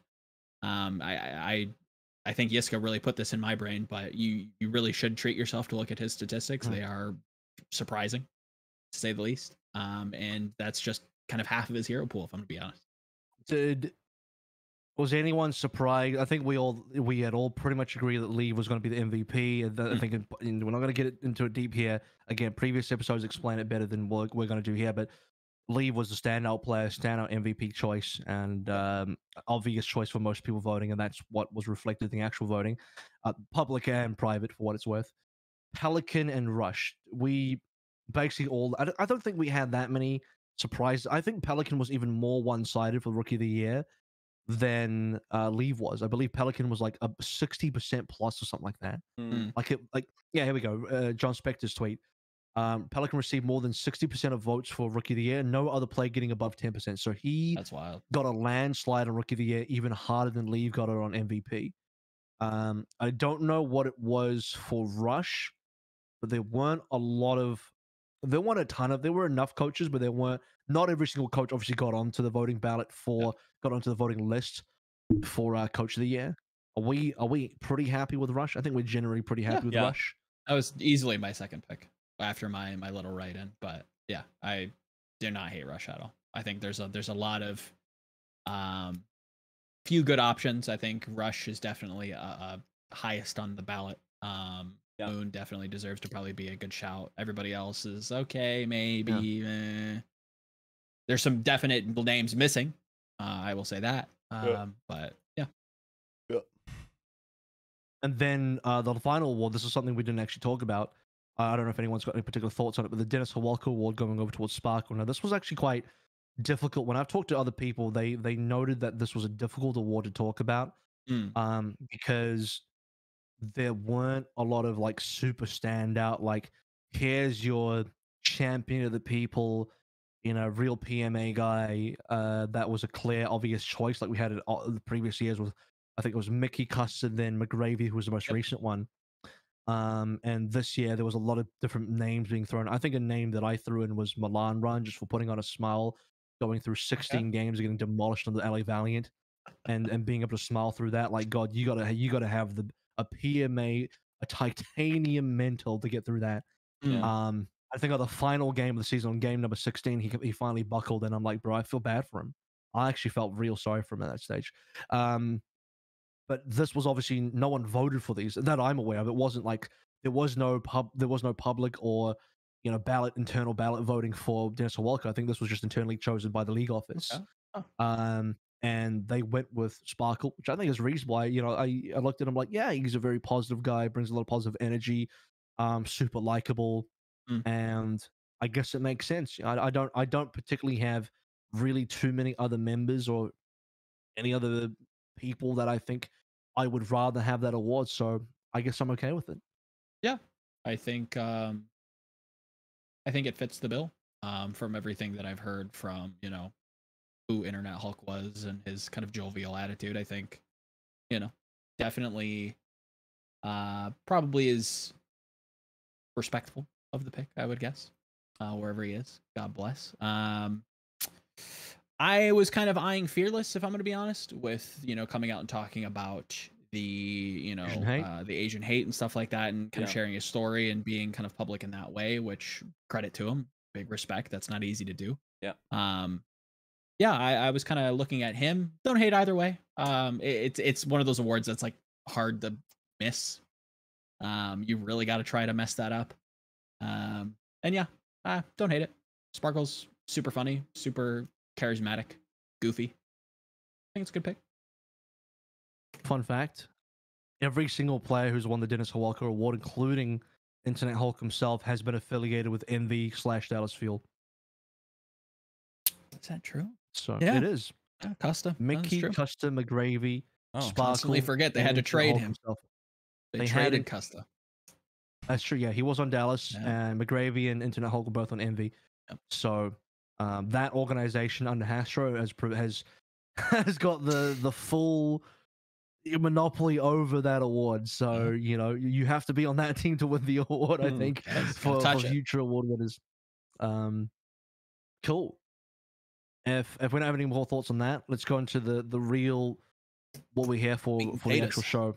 Again, like an hour and a half later. So welcome to the official podcast now as we head into discussion about what actually happened in the playoffs. So we're going to go through all 4 matches in whatever detail you guys want, and then we'll be doing a bit of preview for how we think the rest of the tournament is going to go now that we have context to how the teams actually look and have performed, and how we think they'll continue to perform. A couple of things to go through as well is we obviously had our predictions from last week, and some of them are intact. I think, yeah, I think I'm the only that still has 100% of my Preds intact currently as of this recording after day 1. Day 2, I could be wrong. But day 1, I'm still good. All my teams I thought were going to win, won. Like Yiska said earlier, it's simple, guys. You just got to pick the winning team, and I did. So we'll start chronologically. Washington versus Dallas. And I said specifically last week that I did not think it was going to be a true mirror matchup the entire way through. Now, I'll cheat a little bit. Dallas putting Spark on the Doomfist is still mostly a mirror matchup, just with the Doom extra in there. But here's the part that did surprise me. Dallas didn't just play a lot of Doom. They also did a lot of Ball. They actually did Tracer Sombra Ball for a not insignificant amount of time. Yeah. And it was okay. It was like it was okay. It was fine against Justice. I'm not sure if I'm ready to pass an entire judgment, but yeah, I think this played out pretty as expected. Very chaotic matchup regardless, just their styles in general, regardless of the composition. I think we know where they lean and where they succeed the most. Was going to be a bit of a shootout. Justice taking, I believe, control. Yeah, I'm sticking to my guns moving forward with Justice. I think they're very clearly the worst team in the playoffs. Worse than Philly. Yeah. I think I'm confused with Philly. I'm a little underwhelmed, but yeah, I think Justice are. I don't have good things to say about Philly this episode. I'm sorry for any. Neither do I, but I think Justice are just a touch worse. Justice also, by the way, for what it's worth, didn't just play Lucio Moya. Everyone's like, "Oh, there's going to be a Lucio Moya team." No, they also played standard brawl, like any good any good NA team would. You know, pack their lunch for school. Yeah, sit on the bus, get to the bus on time, sit in the front row of the classroom like a good little NA boy. They played their Lucio Moya and they played their Rhine Lucio brawl, and they liked it. That's it. Decay brought out a little bit of crease, a little bit of a old school, but Decay's Sim was actually popping off.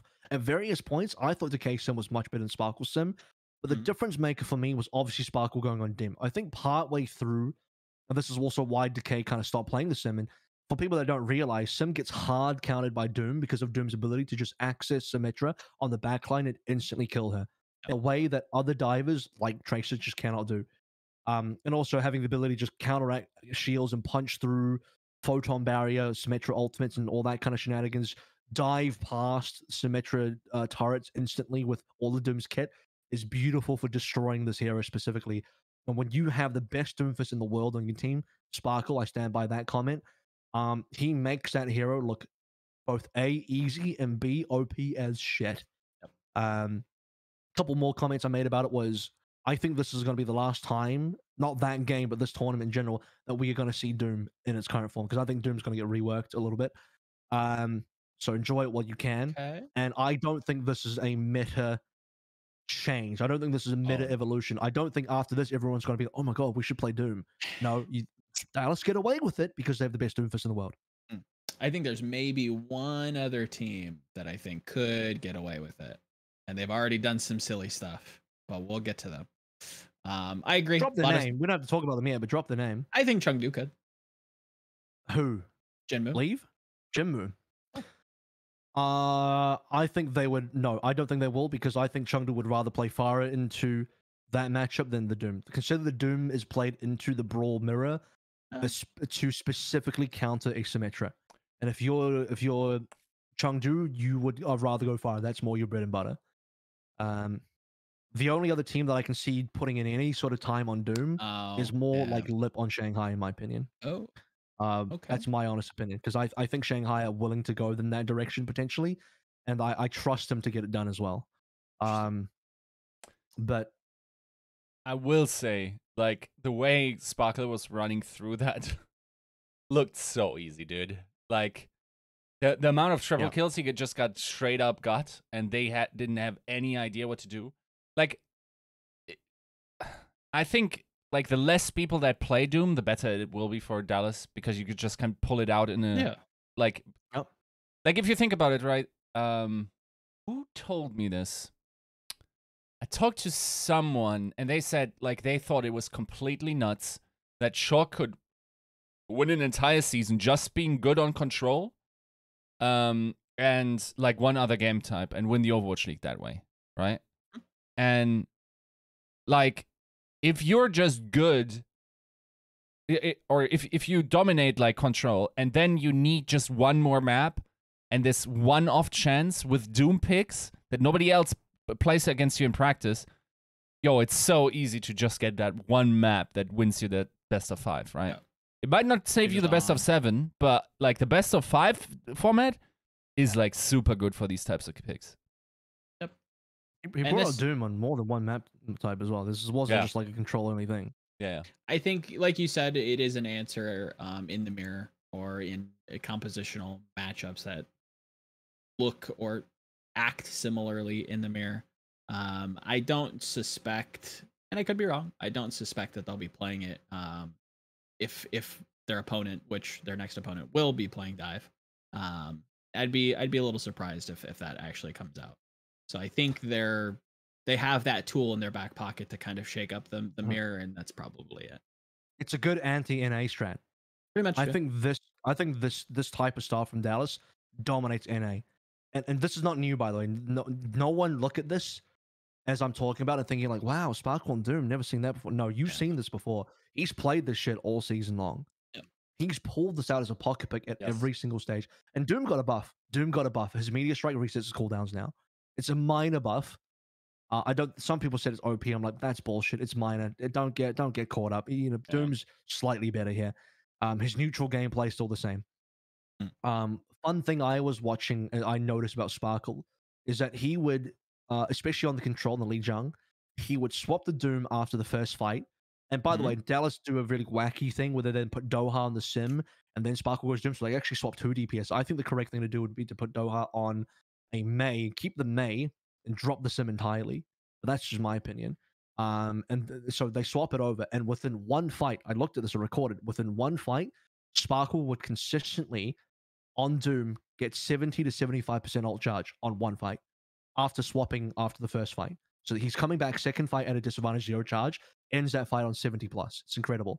Yeah. And as I just look through like different bits of footage here and highlights, Sparkle's the type of player on Doom that will generate you a +1 out of literal thin air.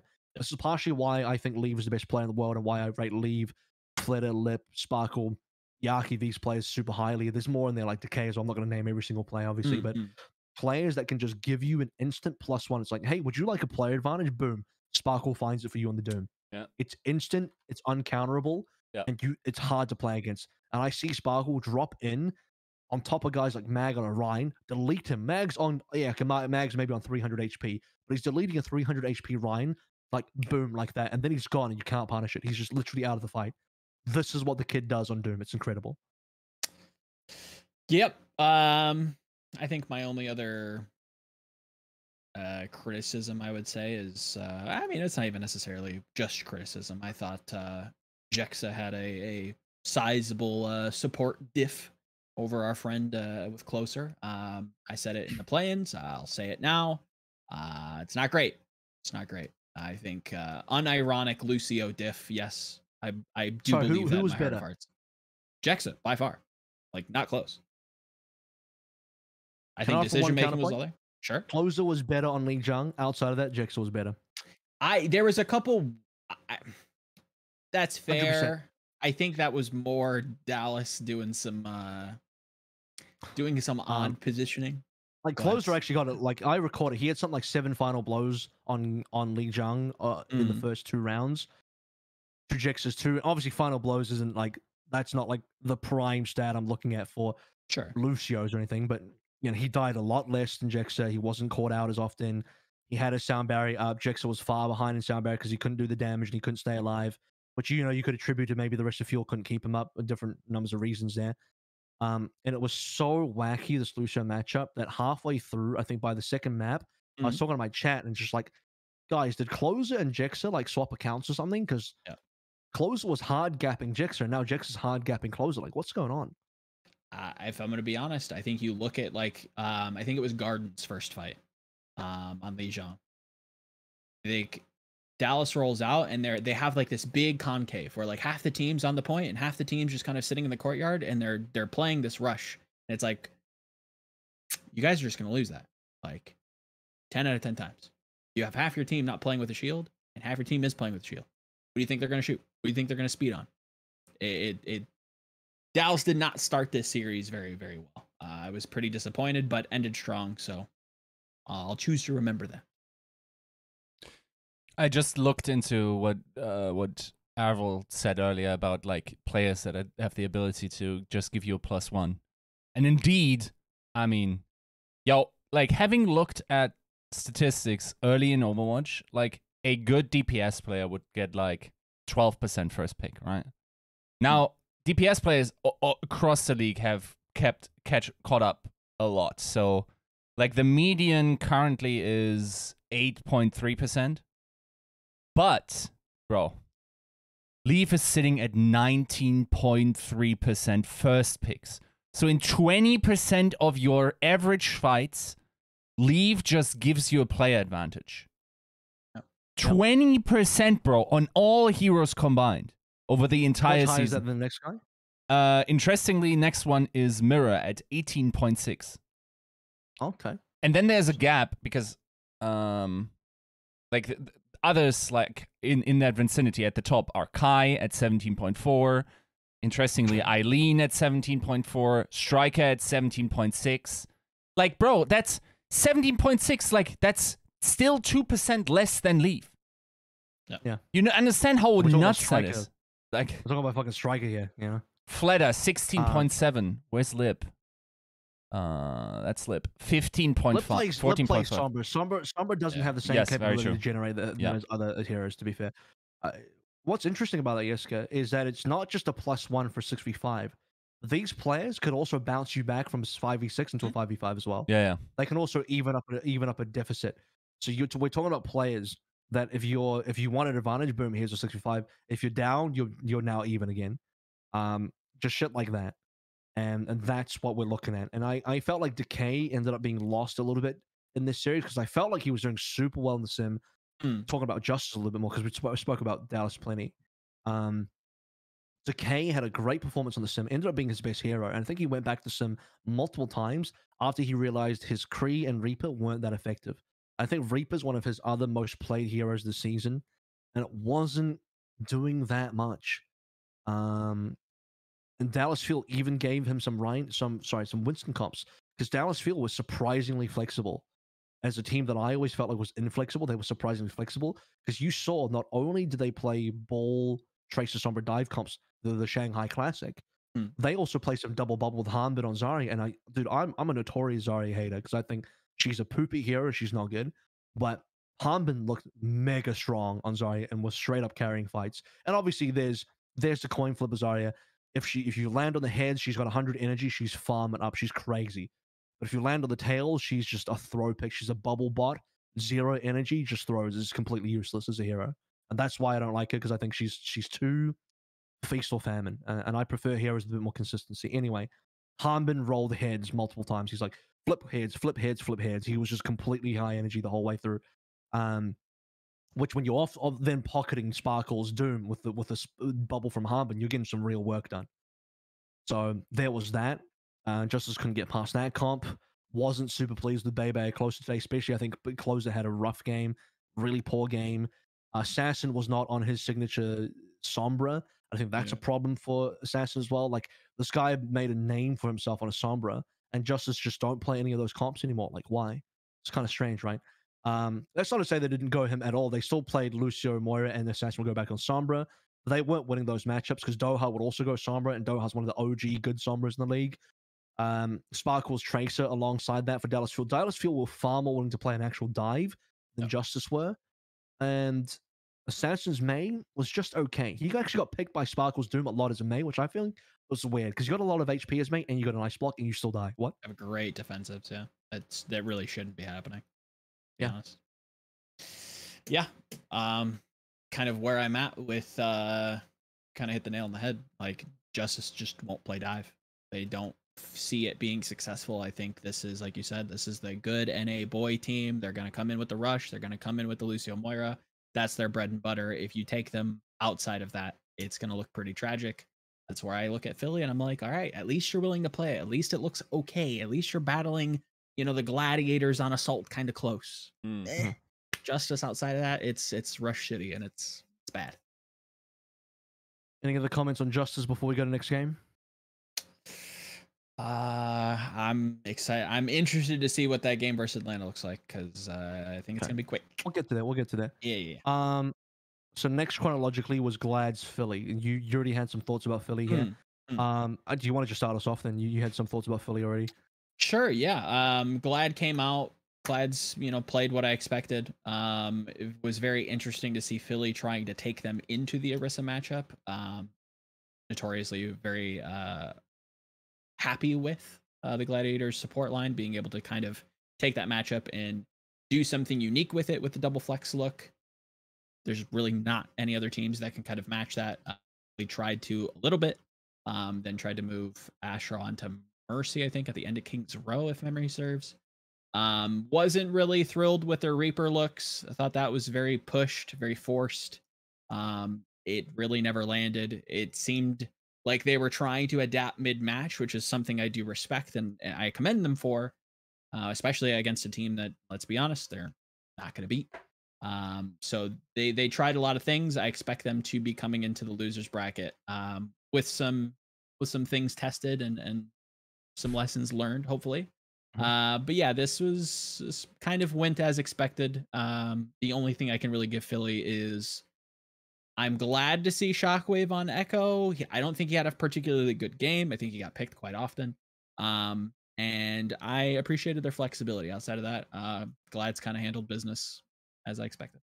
Bro, I watched that game through a bloodshot eye, basically, right? So don't take the following opinion too harshly. Maybe I'm completely wrong. But I distinctly remember Kevstar getting in that ass and thinking, Carpe is no longer an S tier player, bro. Hang on. It took you until playoffs to realize that, Yiska. Yeah. Carpe is I mean, the thing is with Fusion, like they had so much shit to deal with. It's very easy to say, but like, can you tell me like in the last stellar performance by Carpe, where he like? Wait a minute. I can actually. Okay. For me, and my memory's limited, so maybe there's been some more in there, but it maybe says a lot if I can only think of one. And it was. I can't remember who it was. It was on Blizzard World, and I believe it was May Melee. This was during the 4-0 run. Yep. And Carpe on the Kree was hard fucking. He was on Kree, as you say, fine. Yiska, getting fine. in that ass. Yeah. On Tracer, but that's like his one good hero. Yeah. I don't trust Carpe on like any other hero right now. Yeah. Even his Ash is just like okay. It's Carpe. Yeah, sorry. His McCree was good again. Like he definitely was fragging yesterday, bro. Like Rascal looked better, honestly. On Tracer yesterday, I thought. He played like a couple of minutes of Tracer yesterday. Like they were all bad, so yeah. Like pick your poison of bad there. It's like when you see it against someone like Kevstar, he was eating them alive, dude. And nobody was keeping him at a bay in terms of like Tracer duels. He was just fragging out, getting stick after stick, like. I don't know, like felt bad for Alarm as well. Like Jesus Christ, he was 100%. on Ivana, I think. Wow, like unreal. You guys had a lot of mild things to say. I was about to say to you, would you like to go first before I go, so you can sit at the table before I fucking enter that ass for Fusion? Because I'm about to go hard. Here we go. I do not have good things to say about Fusion. I'm sorry, the Fusion fans of this one, but this was a disgustingly bad performance. And even the good parts of Fusion did not shine. Like Alarm, maybe it's not even his fault. Yeah, Kevster just destroyed him because he was just Kevster just diffed all of Fusion. And there's got to be the one dude out there who's like, yeah, but didn't you see that one time that Carpe killed Kevster in a 1v1 and Ilios? I'm like, bro, that's one time. Kevster got in there. Where was that for the rest of the game? Huh? One time, okay. Is that good enough to win you the match? No. And it won't be good enough to win you any more matches after that either. Like, what an exposure of how weak this DPS line is when you have Kevster rolling over any combination of Fusion DPS, any combination you want. Yeah, You can agreed. at this point, fucking throw all 4 of them on. Play 10v6. You need them. You need them, Fusion. Yeah. You need them. You probably still won't get big Kevster. It's crazy. Kevster is so good at video games, though. Jesus Christ, is this kid cracked, dude? Kevster's one of those +1 players. I'm 100%. adding a category for players. He's one of those +1 guys that will get you that player advantage. He'll get it for you. Like Bergeron everyone as well. Bergeron's another +1 player on that Hanzo. Everyone always said in Europe, like, Kevster is different. Like, as soon as you solve that he gets off his island, you got yourself a player. And it's true. Like, now he even seems to gain some confidence in front of the camera and everything. Like, this spell is broken. This kid is now here, dude. And the only sad thing is, I'm not sure when he turned 18, but I think he could have played one more season. Right. Like, this guy should have been in Overwatch League ASAP, right? Like, the AI is learning. He's becoming more and more human with each interaction. He's so good, dude. Not just Kev. It's Bergeron. This Hanzo Tracer duo. Fuck me, dude. Oh my god. Both these players. When you have 2 +1 players in your team, that means Fusion were -2 the whole time. They were literally 4v6 because Kevs and Bergeron continually generated +1s the entire way.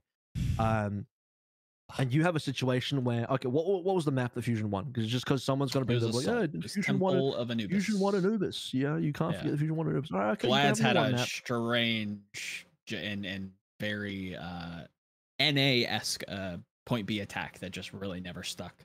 Yeah, okay, I'll give that to you. You know what? Here you go. You can have Anubis. You have that one. I'll give that to you. Full credit where credit is due. All right. That's the one nice thing you get out of it is you got the Anubis. You hold on to that. And you hold on to it tight because that might be all you get. Because I have a 3-0 for Shock versus Philly, and that might come back to bite me in the ass. Who knows? Maybe Philly pull out a huge win and Shock are mega disappointing. Either way, somebody's going to disappoint. What I'll say is, I think the biggest. Here's the thing. I don't necessarily think Fusion DPSs quote unquote suck. I actually think Shockwave's a really decent player, and he's shown me some good moments. He's shown me good moments where he could be a +1 player, but there are lots of situations where and I've said this plenty of times about Fusion before, and they can't fix this. It's too late. They're not going to be able to fix this. They can't fix this unless they do some changes to their roster. But out of 4 players, they somehow have less flexibility than just like one dude on multiple other teams, like a Leave or a Kevster or a Prophet or a Fletter. And sure, I'm comparing these guys to some of the most flexible players in the entire league. Yeah. However, that's the standard, baby. Yeah. That's the standard you got to hold yourself to. I'm sorry. Yeah, is it unfair to compare it to Leave? Fuck yeah.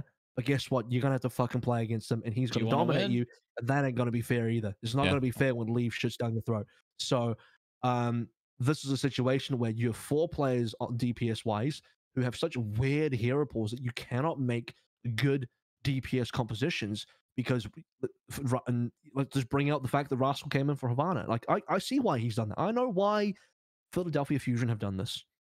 What they are trying to do is Rascal's their best May. 100%. We all know that. We all agree with that. I think Rascal's May is really good. For the longest time, I've said he's probably got one of the better Mays I've ever seen. Great walls, good right clicks, nothing to hate about the May. The problem here is Philly run this brawl composition on Havana, which is pretty standard because you want to play for the spawn camp. Everyone does that. I get it.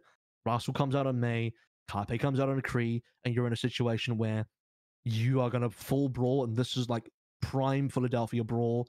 The only thing they're missing is Toby, but Funny Asher's taken over it now anyway, and I don't hate that. I think Funny Asher is great. So they're basically playing their melee team, and what ends up happening is partway through this game, when they just failing against Los Angeles Gladiators on this dive comp that Glads have, again, Kevs is hard dicking them, Fusion realized it ain't it. But you can't change that because their 4 DPSs are so individually specialized in their 4 quadrants that if you are locked into Carpe Rascal, you can only play Creme. What the fuck else are you gonna play?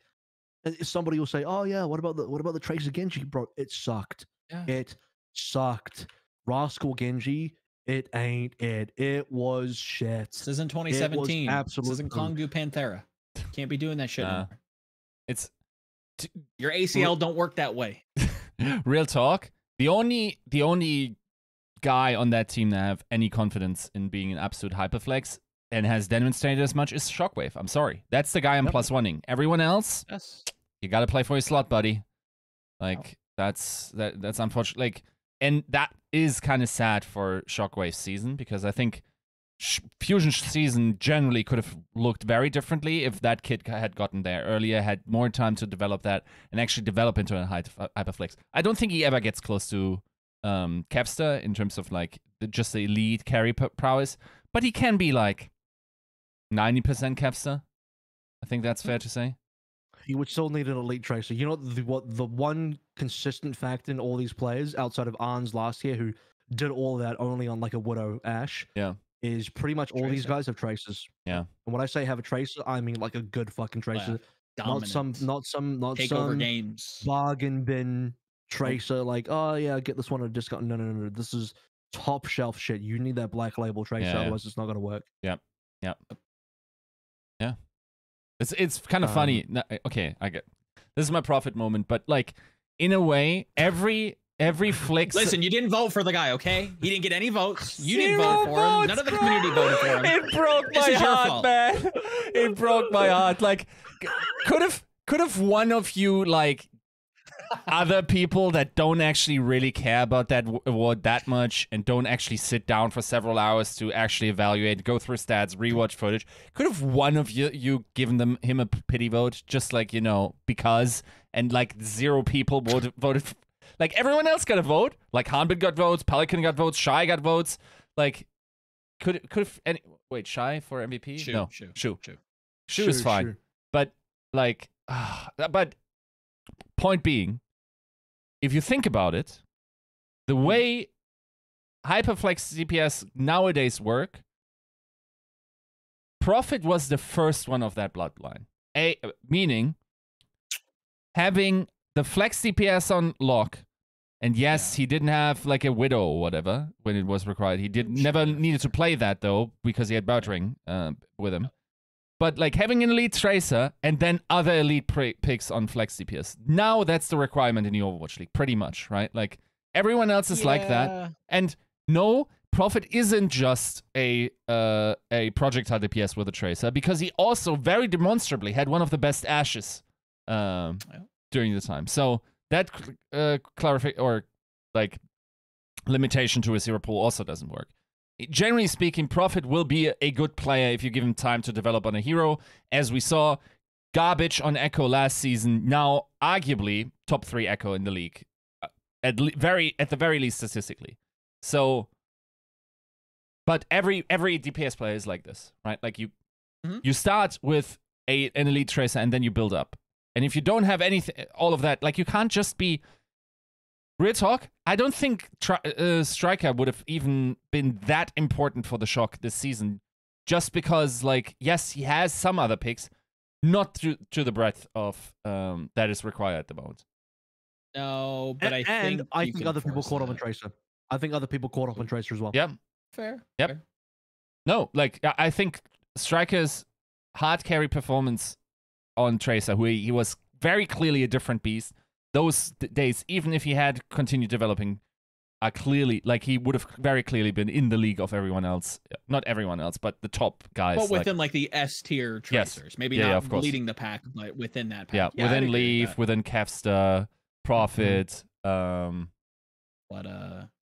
Fledder. I mean, Lip doesn't play it as much, even though, like, his 2 hours were very impressive. Statistically, he fucking should, yeah. His 2 hours of stats give him, like, #1 across the board. He really should be. I gotta look it up. Not that maybe it's against, like, Valiant and Guangzhou, and we're, like, hailing him for his tracer statistically. But those numbers are different, dude. Like, that's unreal. He played, like, 2 maps of Tracer, and he's just like, here we go. That's all it is. He actually brought out a bit more Tracer in the day 1 games as well, and we'll get to the Shanghai discussion and talk about Lip in a hot second. But other thing I wanted to mention about Fusion is that this is by the way the same thing Atlanta fell prey to. So this is more maybe of a compliment to Gladiators as well as a criticism of other teams like Atlanta and Fusion. And this goes back to Countdown Cup, but one of Glad's best comps is his double shield. Muse on the Orisa, Space on towards the Sigma, even though everyone knows Space is for Diva, right? And everyone thinks of Muse as more of a dive tag. reason why this double shield works is A, they have Birdring on the Hanzo, and his Hanzo's, I think, I might just say top 3 Hanzo, next to Leave. I don't know who the third is. Like Leave Birdring on two of my favorite Hanzos, and then whoever else. Beyond that, though, they then have, I think, the most important piece. I think I've spoken about this with Glads before. The most important piece of the Glads double shield lineup is that they can play Shu skewed on a BAP Zen. And that does not exist on any other support line in the league, and definitely not to the level that exists for Gladiators. I don't know how DP did this, but he landed on the fucking money. Multiple times. One onto Kevster, probably in a more expensive way. I don't know how much he paid for Kevster, but he's worth every dime. And then Skewed, who somehow is a flex support player that has a dynamite brig. Yes, he's not a main support. He's a flex support first and then a brig player after that, but he's mostly played brig this season. So when you have Fusion on Havana saying, oh, we can just play Mana, Orisa, Hot Bronze, or the Sigma and try and double shield you guys. Yeah, but Funny Asher can't do this in. And so what they ended up doing is, so they tried the Funny Asher Zen for like 1 life, he dies, and they swap straight away. Kevster like, really gets in that ass. Kevster fucking wrecks after that as well. And beyond that as well, you also then have the other option that they tried was Funny Asher BAP and Alarm Zen. Now that's probably a little bit more doable because Alarm can still play a good Zen. Funny Asher is probably better on the BAP than he is on the Zen, definitely. The other issue with that is like, yeah, but Kevster's still on Tracer. You know, the one hero that dominates that backline is Tracer. And you'll ask why, well, what about Fusion? Could they not dominate Shu's BAP Zen? Well, no, because they don't have a fucking good Tracer player. It doesn't exist.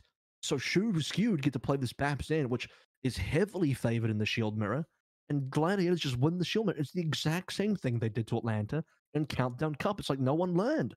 Do not force this mirror because you're going to get diffed. That's what was surprising is when they come out Orisa.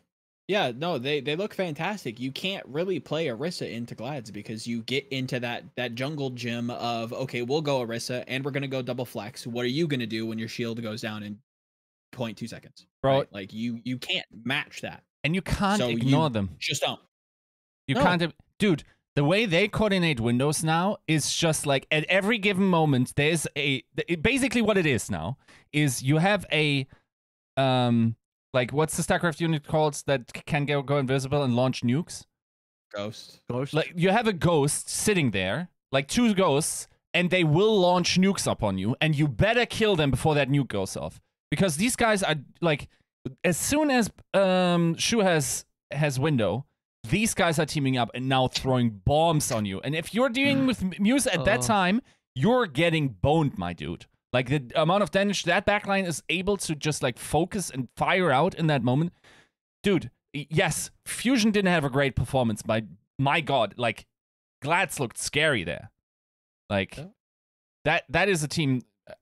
of course, we didn't know, like, how they would transition to this new meta in terms of playoffs. Like, it's a different meta in Countdown Cup. Also, like, the big dogs were alleged to have, like, taken less scrim blocks and whatnot. At the same time, dude, like... I'm feeling pretty confident about their chances at the moment. I like Glads. My Glad stocks, they were already high. They shot up a little bit more. I'm so confident in the Gladiators double shield lineup that I think they would beat Dragons in this mirror. No shit.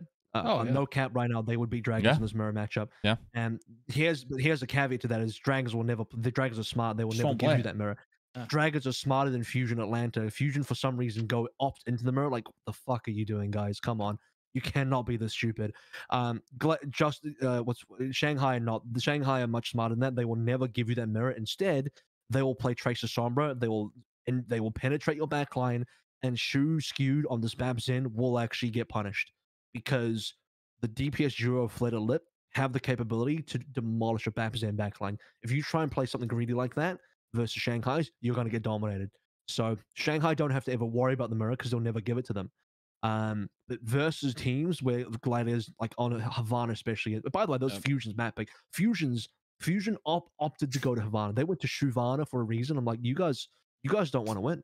You don't want to win today, apparently. And it's just like, and then what they end up playing is like they start on Brawl, they realize it's not good, and they swap off to like literally anything else. Rascal goes Tracer, not the play. Carpe goes Tracer, Rascal goes Genji, not the play.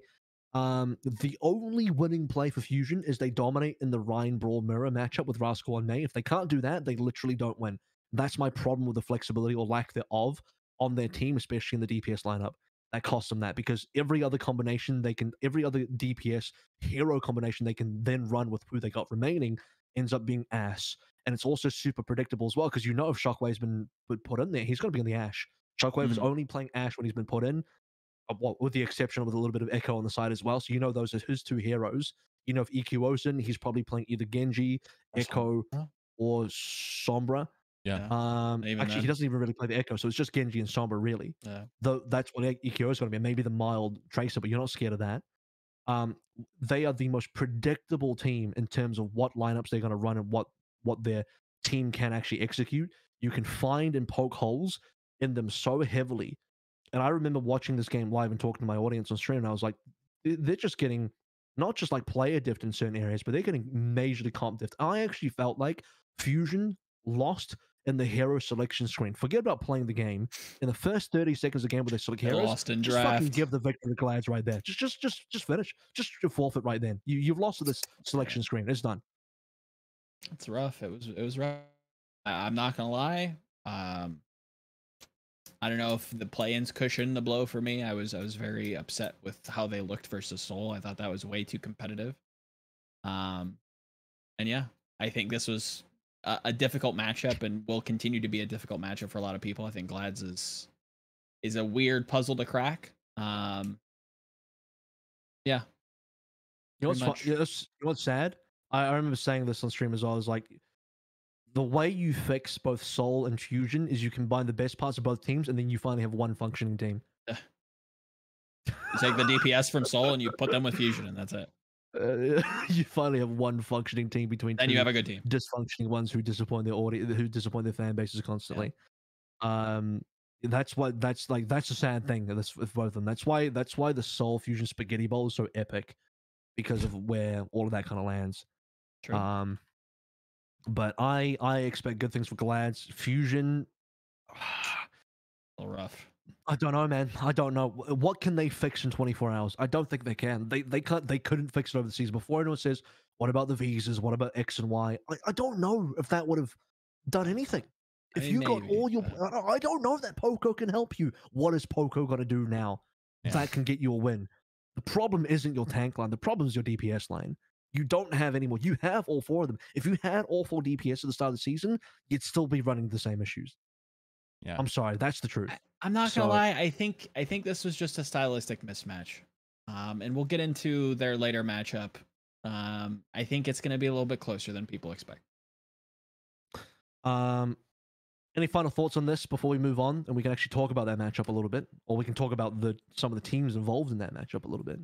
All I have to say is I think DPay gets a lot of slack, or not slack, but like a lot of hate for not putting up results with Glads. But I think this season and the trust that they've had with him for 4 seasons as the only head coach to my memory that has stayed with the initial franchise that he was signed with deserves a lot of credit for this Gladiators success story. I think you go back to the preseason, you look at the conversation around Skewed, it was an afterthought, right? It was him and Checkmate. Who's going to see more play time? Who's the rookie? You know, who's the big win for either of these teams? And I think by and large, lads really knocked it out of the park and found creative ways to use them and have done so. Yeah, credit to him. Well done. Last thing I'll say on the Glads as we move over the topic is that I think Glads this year are the soul of last year, where they make this miracle run into the finals, etc. Sure. Except Soul did that through a Roadhog gimmick, and this year Glads are doing it legitimately. This is good genuine. Play, yeah. This is no gimmicks. They're doing it through just being the better fucking team. Yep. And they proved that already with the tournament win in Countdown Cup. They're proving that further by looking decent in Hawaii right now. There's no better time for Gladiators to peak. I have full confidence that Gladiators could actually be a team that goes into finals. And if I could redo my preds, I might put Gladiators in the finals instead of Chengdu versus Shanghai right now. I'm feeling that good about Gladiators.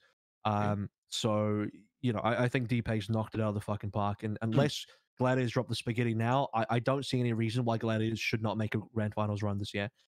Anyway, that will conclude That, unless Yiska had anything to add, but maybe Yiska, Nope. you can just start us off on match number 3 here, Shanghai versus San Francisco Shock, as one of the two people between you and Volamel here who were heavily into Shock, and you were deep into Shock, Scrimbuck. So where are you at on that currently?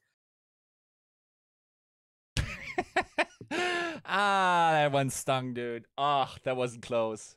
That wasn't close whatsoever. Yeah.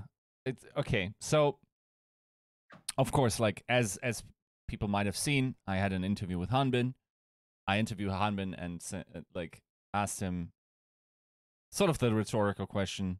Honestly, kind of a question that 90% of the time sucks. Like, I hate asking it.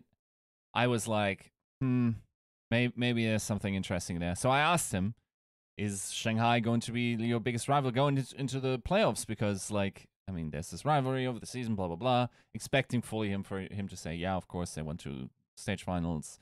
They kind of took a break and blah, blah, blah, blah, blah. And yes, like, Dragon's best team of the season so far. Of course, they are our biggest rivals. All actual fact, he said, nope. He realized it was going to be the Shock. Now, I took that. By the way, my reaction is my genuine reaction I had getting that information. So then I went out and like just asked around, and apparently, yes, they were doing pretty well. So I took this to, or like, of course, once again, like these teams, the touching points of these teams, and when I said this, there weren't really like a large amount of scrims between the regions happening or whatever. So we didn't really know how these matters work together. I think, I'm not 100% sure, but I think Hanbin also mentioned that Ans was going to be like a turning point. He didn't play that much at all. Or did he play yesterday? He didn't play at all. He didn't play a at all. single map, no. That's a weird one. Maybe that's a complete...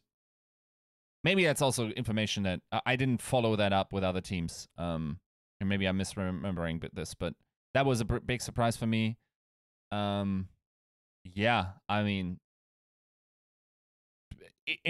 like as we said, this is a masterpiece of a decision by Moon. Like all of that made strategical sense in terms of like who's left to scrim, like which teams do you want to take out, and everything like that. So, I mean, at this point, dude, like if Shanghai isn't your favorite to win the season, like I don't know who else would it be. Yeah. You like it's I feel like this is we're doomed. Borrow my glasses, because if you don't think Shanghai's a favorite, you can't fucking see. Yeah. You borrow my glasses, trust me. Joe, defend your Shock pick. You had Shock winning this in the Pickems. Yeah.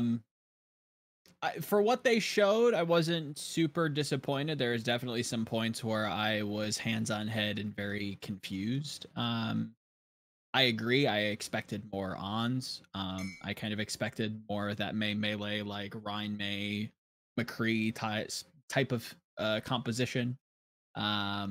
I thought that was going to be the thing that kind of surprised Shanghai a little bit, catching them off guard, making this a lot closer than what it was.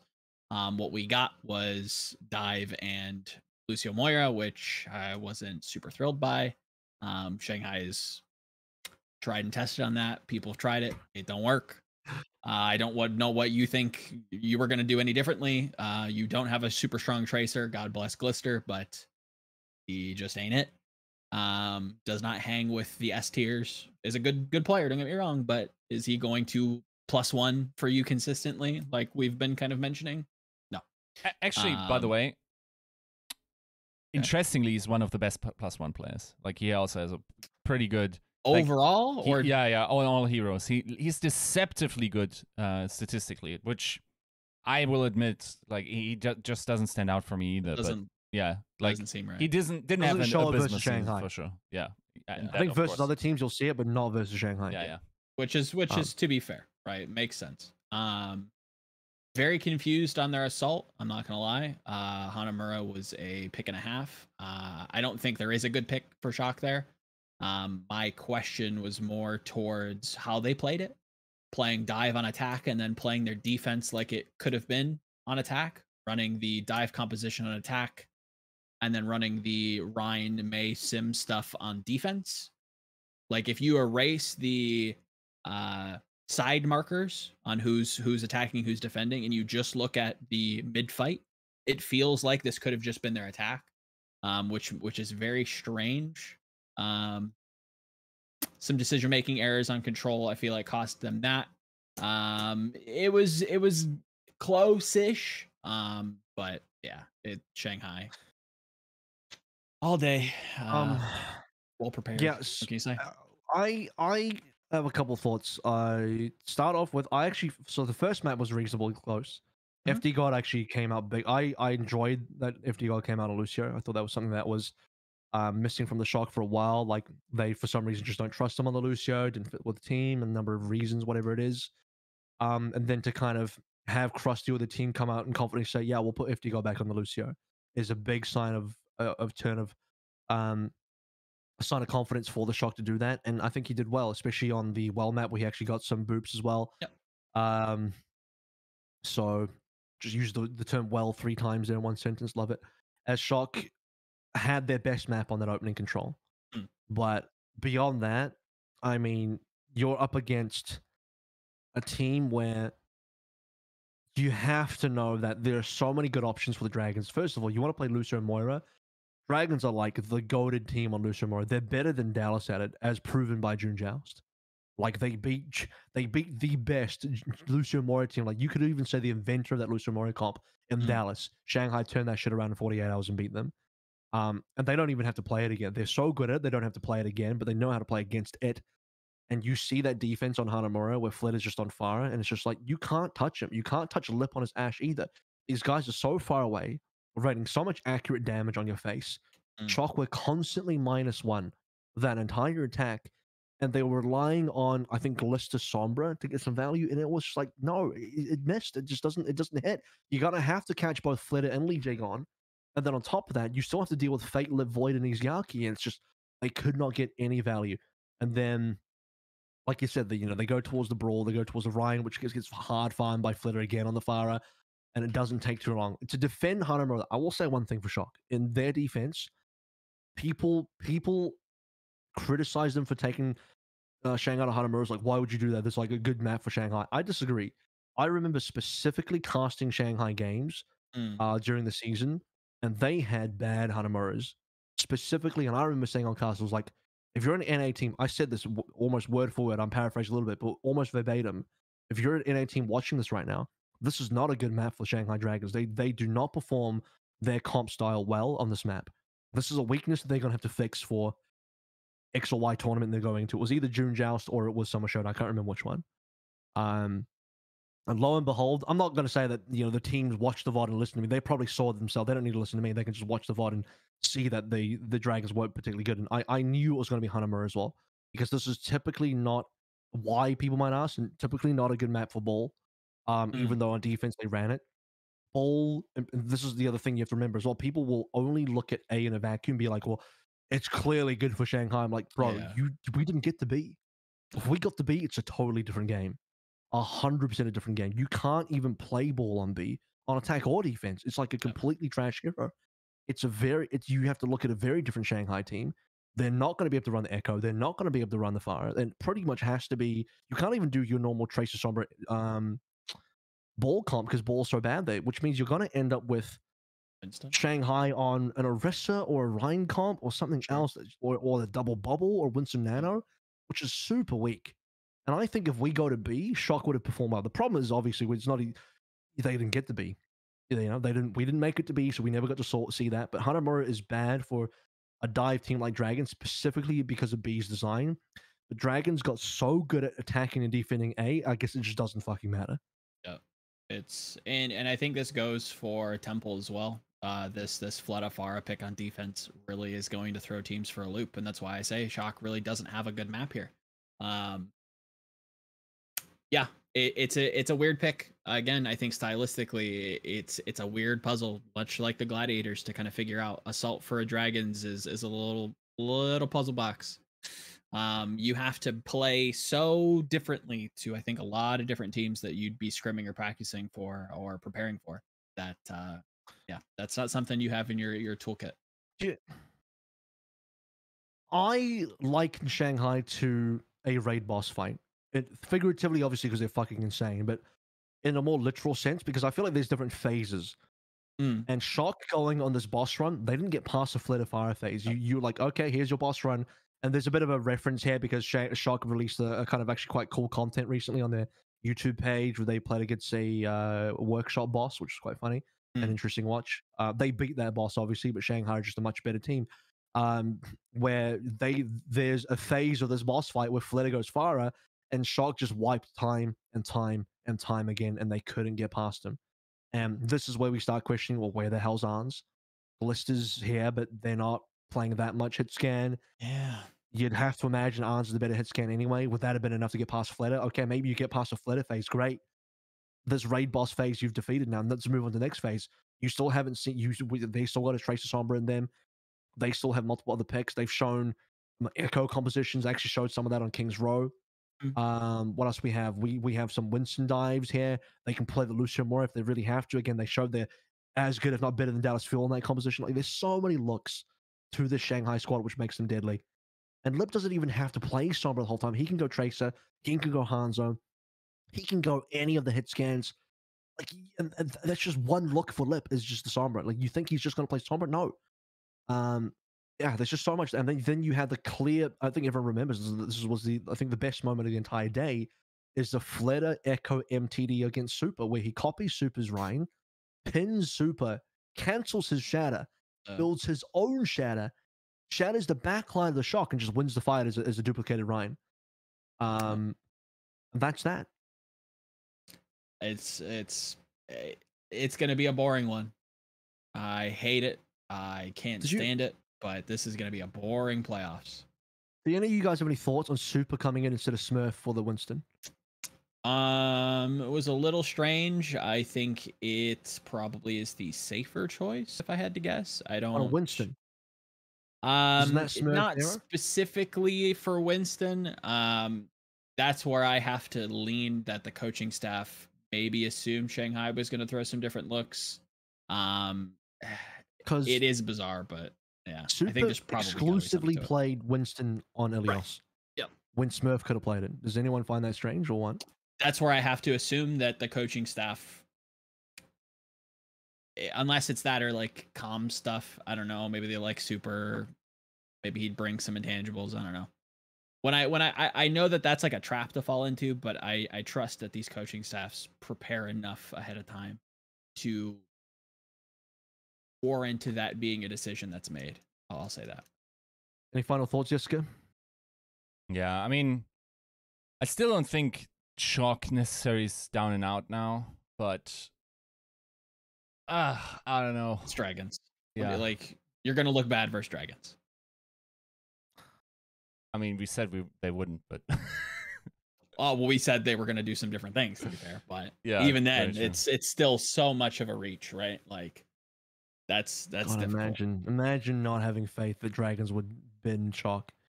You guys baited me. I feel fucking baited. You guys sold, you guys piddled that Scrimbuck so hard for me that I gave Shock a map on the series. In fact, I gave Shock a bunch of series in the lower bracket that I don't feel confident about anymore. I mean, I think like you might get some, like you would probably feel better if Ants played more. I think that's the way for them to get back onto a run. Is like have Ants play more. I want to see more of that. I think into they probably won't need it versus Philly. I'm getting a little too ahead, but there's a look specifically on King's Row that I thought was actually pretty successful. I'd say anti-dive, Nero Torb. Yeah, I didn't hate the Torb. Not gonna lie, I didn't hate that look. It's one of his best heroes. It's kind of wild, but I think this is what makes Nero good. I think Nero was the best performing player on Shock that day, that match. His Reaper is finding huge value. He's actually like Torb is not like a throw pick. I think a lot of teams might try Torb, but it still just feels kind of crap. But when I see Nero play Torb, he's just consistent. He gets damage done. This guy gets stuff done. He can find +1s on Torb, which is unique. So there's that. I suspected that for me, the ideal comp for Shock to run would be an anti-dive, but obviously you have Arns instead of Glister. Yes, for the hit scan portion of that. That's what I was hoping to see versus Shanghai. They catch them on control. They make a snowball there. Shanghai's playing off the back foot. You know, it's a reach. Don't get me wrong, but that's kind of what I was envisioning. not like the sim rush stuff. Final game, and this was our longest game and debatably our most competitive game. Chengdu versus Atlanta, which went the full distance and included not a reverse sweep, but it required Chengdu to get 2 in a row from maps 4 and 5 to get a win. And Chengdu and there was a C9. Chengdu came through very, very slowly on the first 3 maps, you could even say, definitely the first 2. And only started to pick up some major pace on the last 2. I think it was Dorado Oasis. They look pretty damn good. There was some mixed feelings here about Chengdu, really, because I thought they'd come in hotter.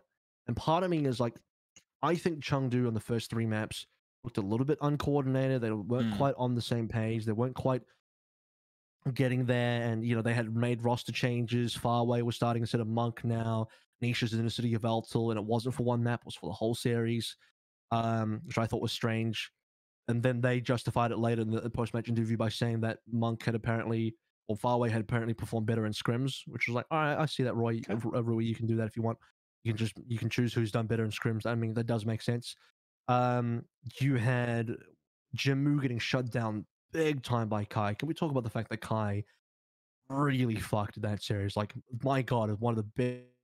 He's had a lot of great performances, but he really gave it to Chengdu. Like, I think that's been one of the most successful shutdowns of Jimmu I've ever seen this entire season. I think it was a concerted effort. I think 100% Kai got the ball and made those shots. But specifically on King's Row, it did feel like Atlanta was very much capturing the body, right? They weren't letting reses get off for free. They weren't letting, that space just left in Chengdu territory. They wanted to kind of capture that body. If you're going to come to res this, you're going to have to really answer for it. And that really started to change up how Chengdu had to play this head to head. First and foremost, you need Kai to be able to hit those shots. So again, he's centerpiece here, but 100%. But this felt like a great adaptation for Atlanta. I'm going to be honest. I thought this probably should have been a 3-0. If Temple Anubis gets a lot. Yes. If Temple's cleaned up and that C9 doesn't happen, I agree that you should be pressing the advantage on these assault maps as we've seen throughout this season. I love that. I think that's a great evolution to the game. You can't let those up in these big games. I really do think Temple was winnable is a strong word, but I think that goes a lot differently, and I think that impacts the series. Knowing that, you probably could have done a little bit more there. Yeah. But yeah, I think the rest of it for Chengdu, again, you have a player sitting next to Leave that is not named Leave. We have DPS issues. Outside of that, I think Hunters were fine for the most part. It was just figuring out what DPS lineup they were going to play, where Leave was playing, and who else was kind of subbing in next to him. They didn't sub a single player, actually. I think this is one of the few times zero subs. It's not the subs, it's the DPS. It's who is Jinmu playing? What DPS duo are we playing? Is it Junkrat? What did you have on this one, Yiska?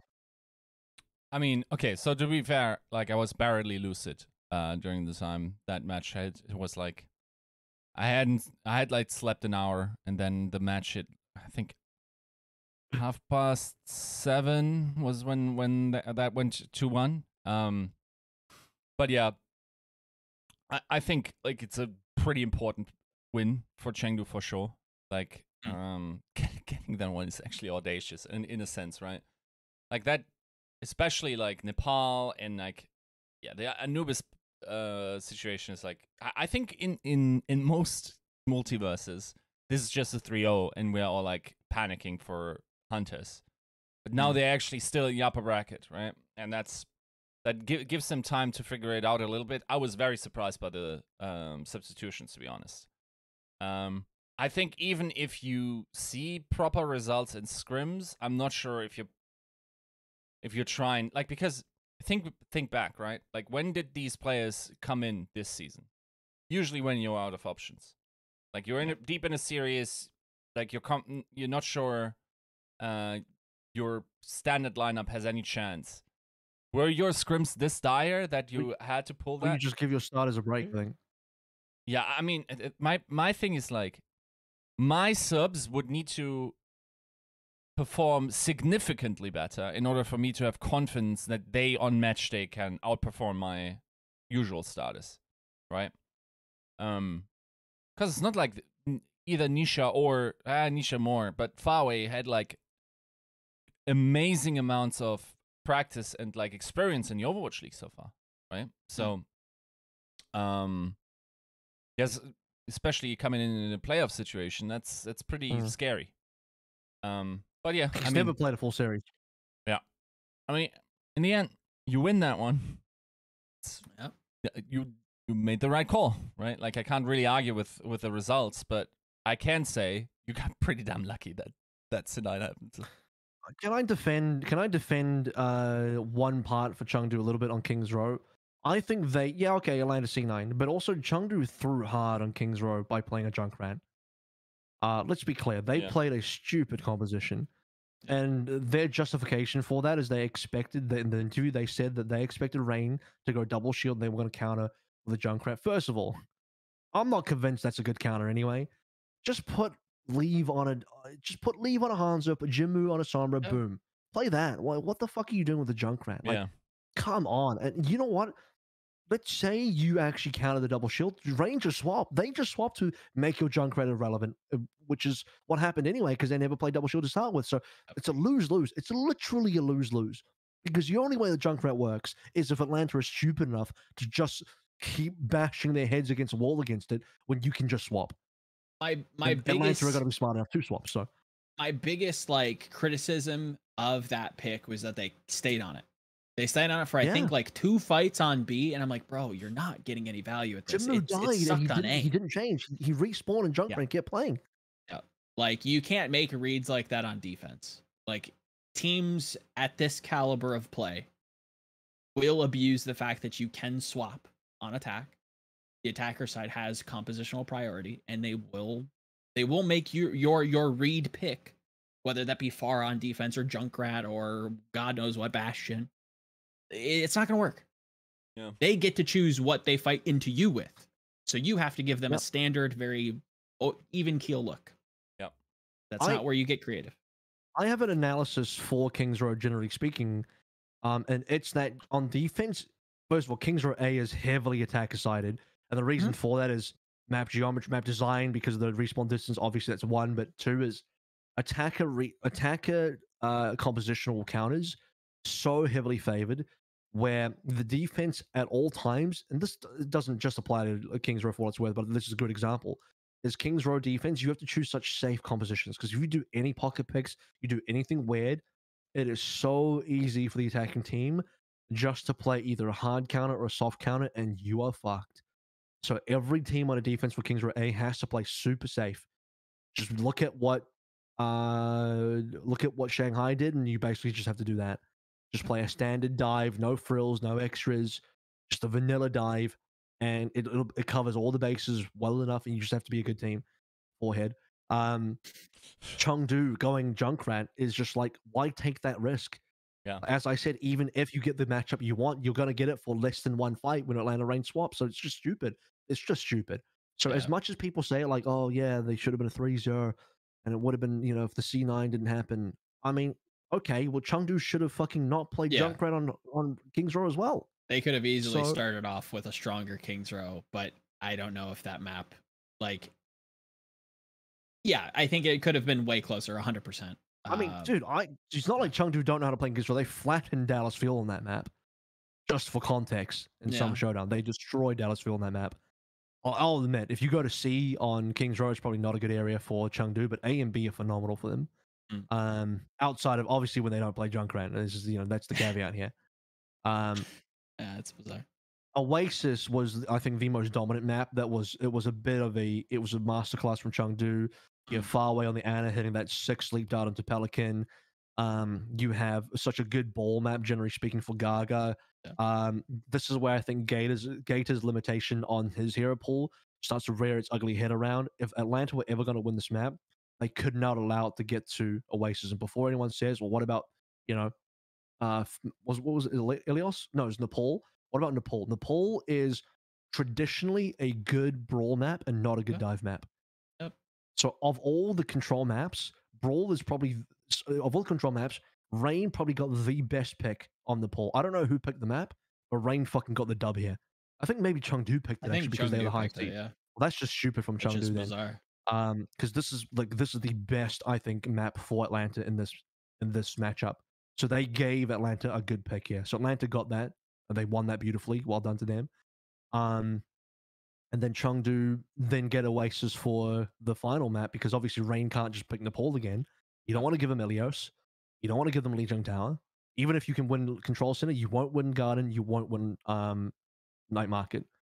So for some reason they go Oasis. My theory for Oasis is they saw the blueprint from Gladiators in their matchup against Chengdu, and Gladiators got a 2-0 versus Chengdu on Oasis, where Mew said he was really confident, and Atlanta were like, well, Gladiators can do it, we can do it too. The problem is Gladiators can actually play dive, and Atlanta can't properly.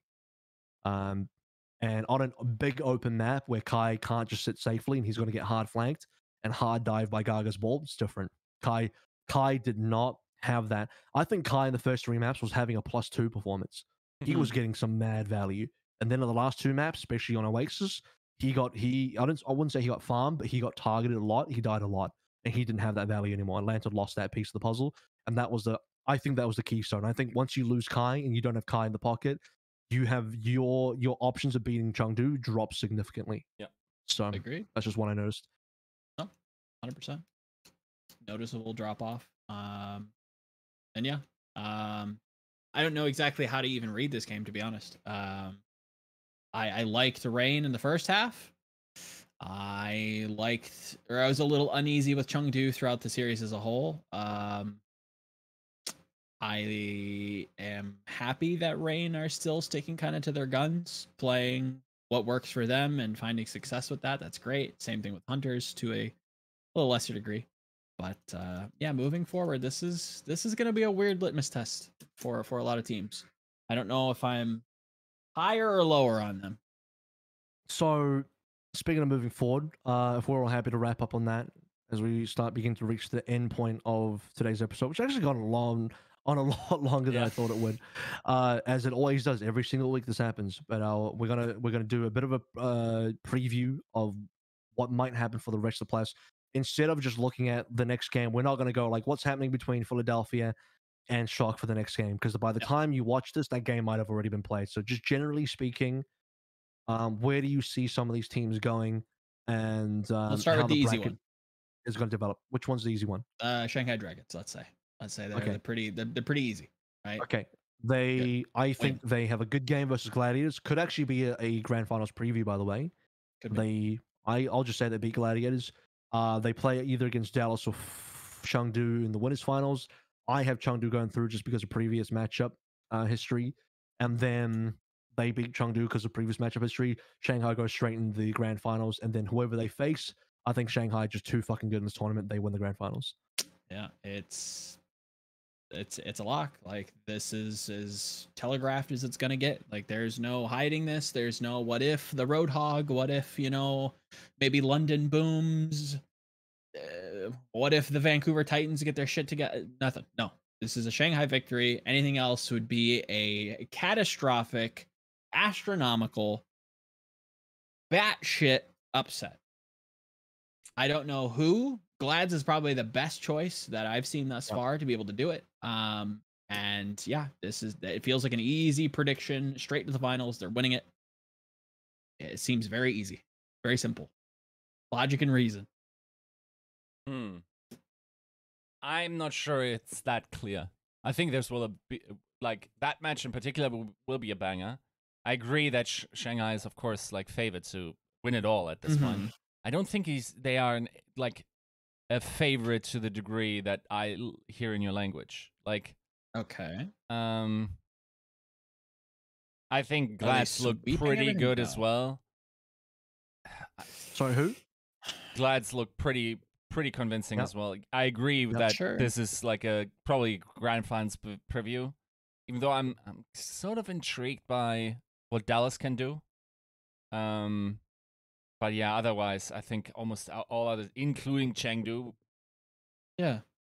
have sort not of fair. like it's there's 3 teams that can do it right now in my mind. For the lower bracket teams, I think it's great that Shock gets like a breather, relatively speaking, even though like Washington would have also been one. To just like find themselves again, maybe hopefully bring Ants in more. Not a slight to Glister, but I think that's your win condition. I think Philly's just lost. I don't know what could reasonably happen. Yeah, like not zero, but I'd give them a couple maps. I think their styles match up kind of well. Yeah. I think Shock beats them in any kind of dive map or matchup. Obviously, that's not something Philly wants to play. And I think Shock has a lot of priority there, right? If Philly wants to play the NA style, Shock's very, very capable and very willing to answer that and mirror that or take their look and adapt it to their own means. The difference is that Shock can play dive, and their dive isn't bad. I give Philly some maps here and there just from, the chaotic nature of mirroring. But yeah, it's an early exit. It's a shame, but you got to give them. It's not been good. Their last few outings have not been good. Not convincing. Not confident. Any hope for Justice? Can they make it through? Are they going to be a team that can maybe get distance? Hell no. Yeah. Talk about a bad y'all are matchup. haters. You guys don't believe in the 1.3% Justice haters here. Okay, they're up against the Rain. Look, Kai Pelican is just too strong. Decay would have to be a 1v11 player in this game. This next game, I need to see, bro. Get Assassin off the main. Don't play that shit again. Play what they got at. Play Assassin on the Sombra. Like Decay on a Tracer or fuck it, even a Sim. Those are his 2 good heroes, right? Decay's strangely not been like super flexible this season. I feel like he's just had like a few good picks and that's it. I don't know if that's him or if that's that's decision making from management, coaching staff, whatever. But Rain, I think for a team that nearly beat Chengdu, I'm way bigger on the Rain. I can't help it. Rain, I'd be foolish to bet against the Rain in that matchup. And yeah, I think Shock and Rain eventually meet somewhere in the lower bracket. That'd be my guess. I would agree. I mean, look at what Justice want to play, and I feel like that's exactly the kind of team that you want to just feed Atlanta Rain. Like, if you're talking about a break, like both of these lower bracket losers round 1 is a breather. If that goes either way, and what I mean by that is like if that's if Philly somehow wins or Justice somehow wins, again, that's a crazy upset. Both of these teams are like very clearly. What? I would be shocked, no pun intended, if Fusion or Justice can actually get it done in advance. I would be genuinely surprised. Our Fusion stocks plummeted. They weren't high to start with, they plummeted. Because I gave Fusion 2 maps versus Glads. So I didn't even expect them to win. And they disappointed me. I expected them to lose and they still disappointed me because I had a 3-2 victory for Glads and Fusion only got 1. So I was still disappointed by them, even though I had them getting a couple maps there.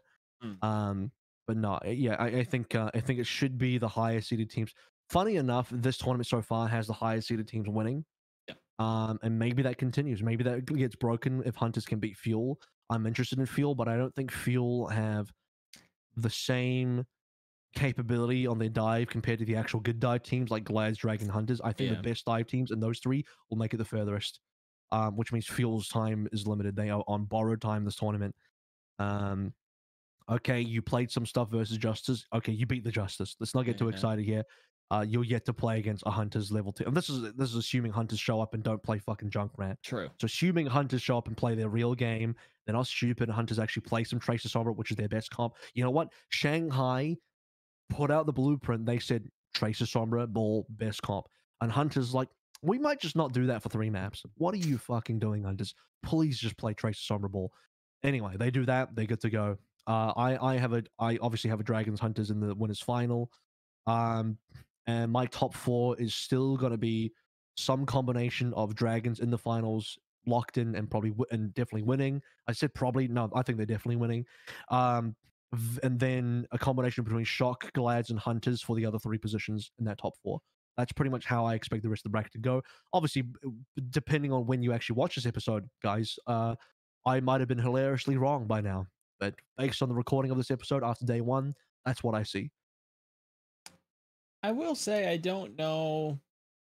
I think people are definitely down on Dallas after their initial performance versus Justice. I think you're going to see a different, not a different look, but I think they approach, and they should approach Hunters very differently than they would the Justice. Do I think you're going to see Doomfist? No, of course not. Yeah, I don't know. I think that's going to be a little closer than I think people are expecting.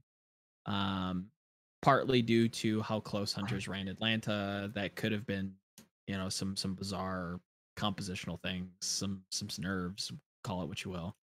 I don't mind Dallas there. I think there are some looks they can throw that do not revolve around ball as much as they will probably try to run it. Dallas running ball. Oh, probably don't do it. Does anyone have a different top 4 than me? After not your original Preds, but after seeing day 1's games, does anyone have a different? What's your top 4? Right off again. Not in particular. Only Sure. Dragons in number 1. The other 3 in whatever order. Dragons, Hunters, Shock, Lads are my top 4. Does anyone not have those 4 teams in your top 4? Yeah, I have Chengdu over Shock. I said not in that particular, but yeah, as in you have a different set. You have a team that's not one of those 4 teams. Dragons, Hunters, Shock, Glads. I have Dallas over Shock. Dallas over Shock. Yeah. Oh, sorry. Yeah, I misheard you. So you have Dallas over Shock. Yep. And Joe? I agree with Shanghai. I agree with Chengdu. Dallas, Hunters, Shock, Glads. Fuck. I really did like Atlanta. I thought they did play really, really well. Yeah, I'll say Atlanta. I'll say Atlanta top 4. Hold on. Atlanta would have to go through Justice, which they can do. And the next game would have to be either Gladiators or Dragons. Keep that in mind. They would have to beat one of Gladiators or Dragons, which means if you want to put Gladiators in your top 4, one of Dragons or Gladiators cannot be in your top 4. Yeah, that's true. The way that bracket would work out. Yeah, that's tough then.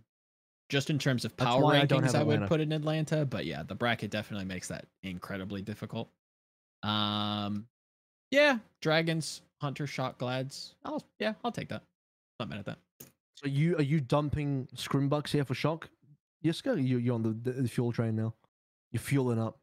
I don't know what happened with the Ants, and until I find out, he's going investigating. He's got his detective hat on. Or like we see some signs of life, or maybe I just misinterpreted whatever I got to hear.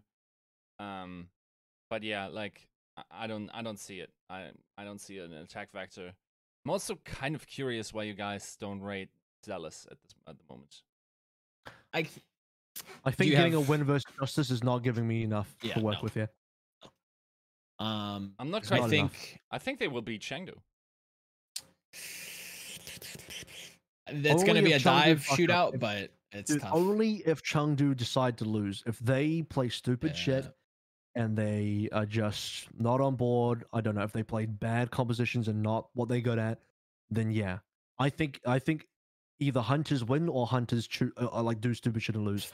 The who wins this game is dependent on what Hunters actually do on the day. And if I think that's just my read on it. What I've seen out of Fuel's dive does not give me enough confidence. It's okay. Fearless jumped on a ball. Hooray! He did that versus Justice. It's not enough. No. Yeah, I mean, think of like all the prominent like dive compositions, like the Tracer Sombra ball. You can throw in like Echo and a flanker. It's nothing that the Dallas Fuel really jump out and like are S tier at. Chengdu, they are. The question, like AVRL said, is what are they actually going to do? What are they going to actually run? I'm not confident that Dallas is going to stop at the ball. I think it's a bait for them. I know that they've tried to work on it. It ain't there yet.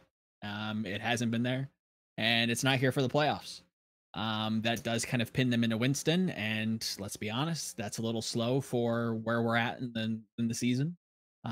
Sparkle's Tracer has been good domestically, but is that something you want to count on against some of the best teams in the world? Probably not, right? Same thing with Echo, same thing with Sombra. It's just not there. It's good, but it's not great. Chengdu has some chaotic energy to him this playoffs, but in a vacuum, it's not a good matchup. Dallas to me are the perfect anti-NA team. They counter NA hard, but they can't beat APAC. Unless it's obviously Budget Fusion, APAC but team, that's for true. sure. Yiska, we'll end with this. There is a possibility of a Shock versus Fuel head-to-head in the lower bracket. Would you take Fuel in a head-to-head, or is it just more like you feel the overall strength of Fuel in the tournament is better than Shock, and not necessarily in an actual head-to-head? I mean, in actual head-to-head, for the reasons that you said, I'm taking Fuel as well, based on what we saw. But yeah, I don't know. Like, yeah, of course, they didn't have a great, as we coined it, reflector in that first match. I don't know why I would be too down on Fuel at this point, though. I also think I can see that. There's a great opportunity to throw. Like, does nobody think it's super weird, like, how big Pine was all season, like, hyped? To be fair, my God. they didn't even talk about it themselves that much, and they were just asked. But, you know, it's still a thing that could happen, you know? I got it. I'm going to timestamp this. Yep. The final thing we talk about, we're basically done now, is Pine HOPIUM for the Dallas Fuel. And let me lay it out for you guys. And again, depending on when you watch this, I'll either be hilariously wrong, or you'll have already seen the Dallas game anyway, and you'll know whether he played or not. And if it was good, I think the best opportunity for Pine to play a game, no cap, is going to be versus Chengdu. Why? Because you need to answer Jinmu, and I don't think there's a better answer to Jinmu than copying what Guy did and just going hard hit scan. The only other option for you is Sparkle's got to come out onto an Echo or a Pharah and try and match him. And so, look, and that is a good option for Fuel, don't get me wrong. But I think if there is one area where Pine is going to find his mark and going to find an opportunity to play, it's literally versus Chengdu. Yeah, I'm gonna hard pass on the Copium. I really don't think they've been scrimming with him. I think we probably would have heard it by now, if I'm gonna be completely honest. He's literally in Dallas, not Dallas, in Hawaii. Yeah, he can be there. I don't think you just throw him in there. I don't think they've had enough time to prep with him. I'm not sure if he is absolutely required in order to beat Chengdu. I think he's not. No, of course he's not. But is he going to show up? Probably not. I mean, that shit would be epic, though. If we can all agree, like, if they make it to a winners final by like Pine coming in for a big like, boss coming in, the last two maps, maybe like half reverse sweep that shit. Like, it would be an epic storyline. Would be a sweet one for to send Overwatch 1 off as well. But I mean, 100%. Yeah, I mean, the script writers would have to be overtime for that one. He does it on Elios. Yeah, the original map. That'd be even better. The original map, he does it on Elios. And he just brings it out. It'd be fun. I'm here for it if it happens, but I'm not saying that's their best hope. Don't miss words in mouth or anything. I'm just saying it's a good option for them if they want to go towards it. Sure. So that's it. And obviously, so that's going to be episode 193, done and dusted here for the week. The next time you see us will be obviously in the following week when playoffs will have fully concluded. We'll know who the champion of Overwatch League 2021 is, the final champion of Overwatch 1. We'll have the Showmatch Overwatch 2 done and dusted as well. We'll be talking about that as well as any other news that pops up in that week. And hopefully there's maybe a hidden announcement or some more gems in that grand finals.